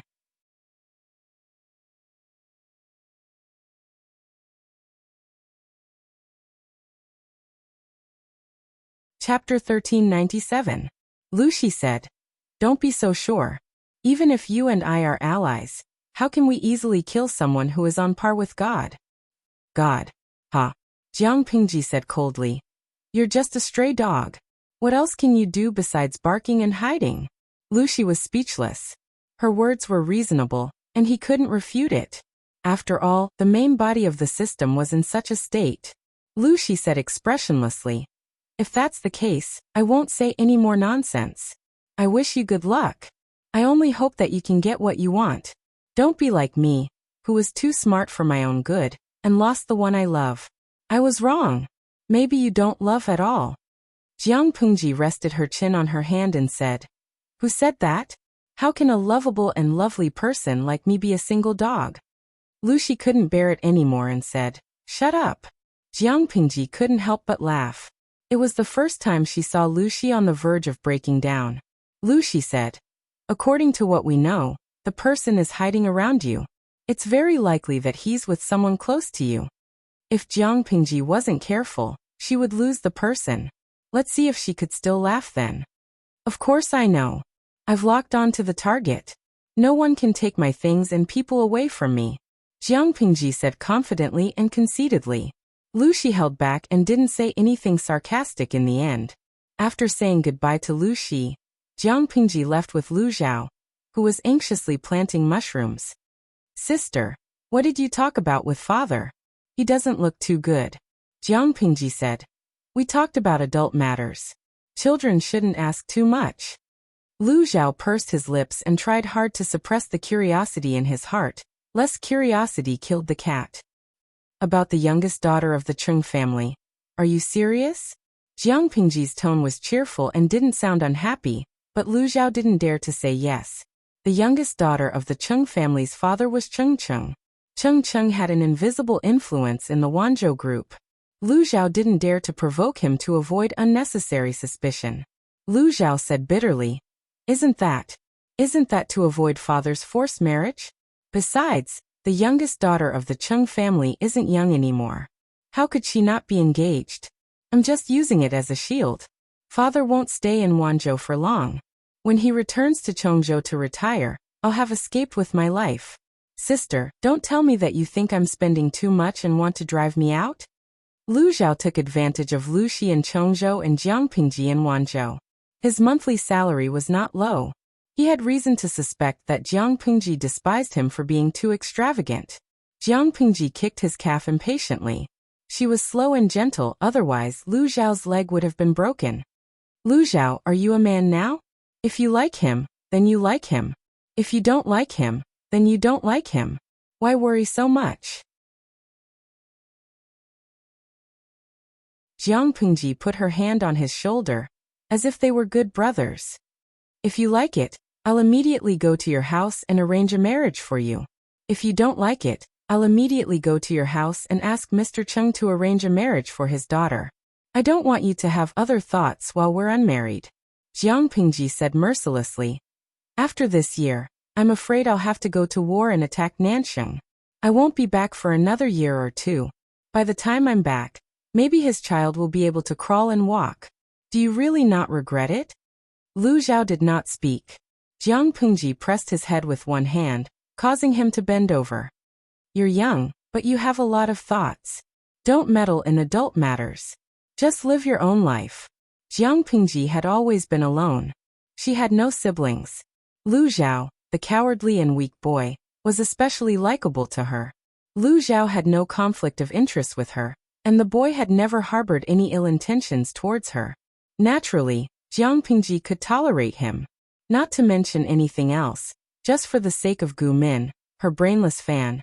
She had to be merciful and soft-hearted. After the siblings walked for a while, Lu Zhao stammered and squeezed out a few words. Then I'll have to trouble you, sister. Help me ask if she's engaged. Jiang Pengji smiled and said, What if she's engaged? Then ask her if she likes her future husband's family. Jiang Pengji asked again. What if she likes them? Then ask her future husband's family if they have a short lifespan. Jiang Pengji smiled and asked, What if they have a long lifespan? Then ask her if she has considered having a daughter or something. Jiang Pengji said, What if she only has a boy? Sister, you're forcing me to my death, Lu Zhao said. Jiang Pengji said, If you really have such a hobby, I can beat you to death right now. Don't be a scourge while you're alive. Lu Zhao shuddered. Could he be blamed? Sister was the one who started it. He was just reacting accordingly. Jiang Pengji was not very busy recently. The next day, she prepared a generous gift and visited Cheng Cheng's manor. Cheng Cheng and his wife did not know why, and were secretly guessing her intentions. They did not expect to hear Jiang Pengji mention the youngest daughter in the manor. The husband and wife were both smart people. How could they not understand Jiang Pengji's intentions? She was planning to arrange a marriage for her brother, Lu Zhao. Even though Lu Zhao was the son of a concubine, he knew how to cozy up to someone powerful. In the marriage market, he was quite popular. I already understand your intentions, Lord Lanting. Lu Sanlangjun is naturally a good choice. I've met him before, Cheng Cheng said. Although the marriage of children is decided by the parents, it also depends on the children's opinions. If my daughter is interested, I'm naturally willing to form an in-law relationship with you. Cheng Cheng's daughter had naturally been engaged before, but the engagement had been broken off soon after. At that time, Huang Song had openly and secretly hoped that Cheng Cheng would attach himself to him, but Cheng Cheng had a temper and refused to agree. Unexpectedly, the in-laws fawned on those in power. When they saw that Cheng Cheng had rejected Huang Song, they were afraid that Huang Song would vent his anger on them, so they took the initiative to find an excuse to cancel the engagement. Cheng Cheng almost fainted from anger. Later, Cheng Cheng had a firm foothold on Jiang Pengji's side. Jiang Pengji's development also improved day by day. The in-laws shamelessly stuck to them again. They said that their son liked their daughter so much that he did not eat or drink all day, and would not marry anyone else. Cheng Cheng was disgusted again. Because of this, Cheng Cheng and his wife could not continue to arrange a marriage for their daughter, so they simply kept her for another 2 years. Cheng Cheng had also met Lu Zhao. Judging from the current situation, Lu Zhao had no ambition. He could not run away as a rich and idle person. The family structure was simple, and the Lord was also open-minded. His daughter would not be wronged if she married him. Cheng Cheng was very satisfied. He did not hide it from Jiang Pengji and took the initiative to tell her the details. Jiang Pengji said, It's okay. These people are shameless. If they dare to talk nonsense again, we'll find an excuse to dismiss them in the future. Cheng Cheng's status in Wanzhou was not low, but he really did not have much real power. He was also an upright person. No wonder the villains bullied him. As long as the youngest daughter of the Cheng family nodded, the marriage would be considered stable. He thought that he would have to argue, but who would have thought that as soon as he said it, his daughter would agree? Daughter, after all, this is a lifelong event. As a father, I will not force you to do anything. It's all up to you. Do you want to reconsider? She had agreed too quickly, and he was a little flustered. I've met Lu Zhao before. He has a good temperament, but he doesn't lose his cuteness. He's easier to deal with than others. That you're tuning in to the Li Mei's Wuxia Whispers YouTube channel. We're so grateful for your support, and don't forget to subscribe to join us on this incredible journey through captivating stories. Your generosity through donations truly makes a world of difference, as it's the primary source of revenue that allows me to expand and enhance this channel for you. Thank you from the bottom of my heart for being a part of this adventure.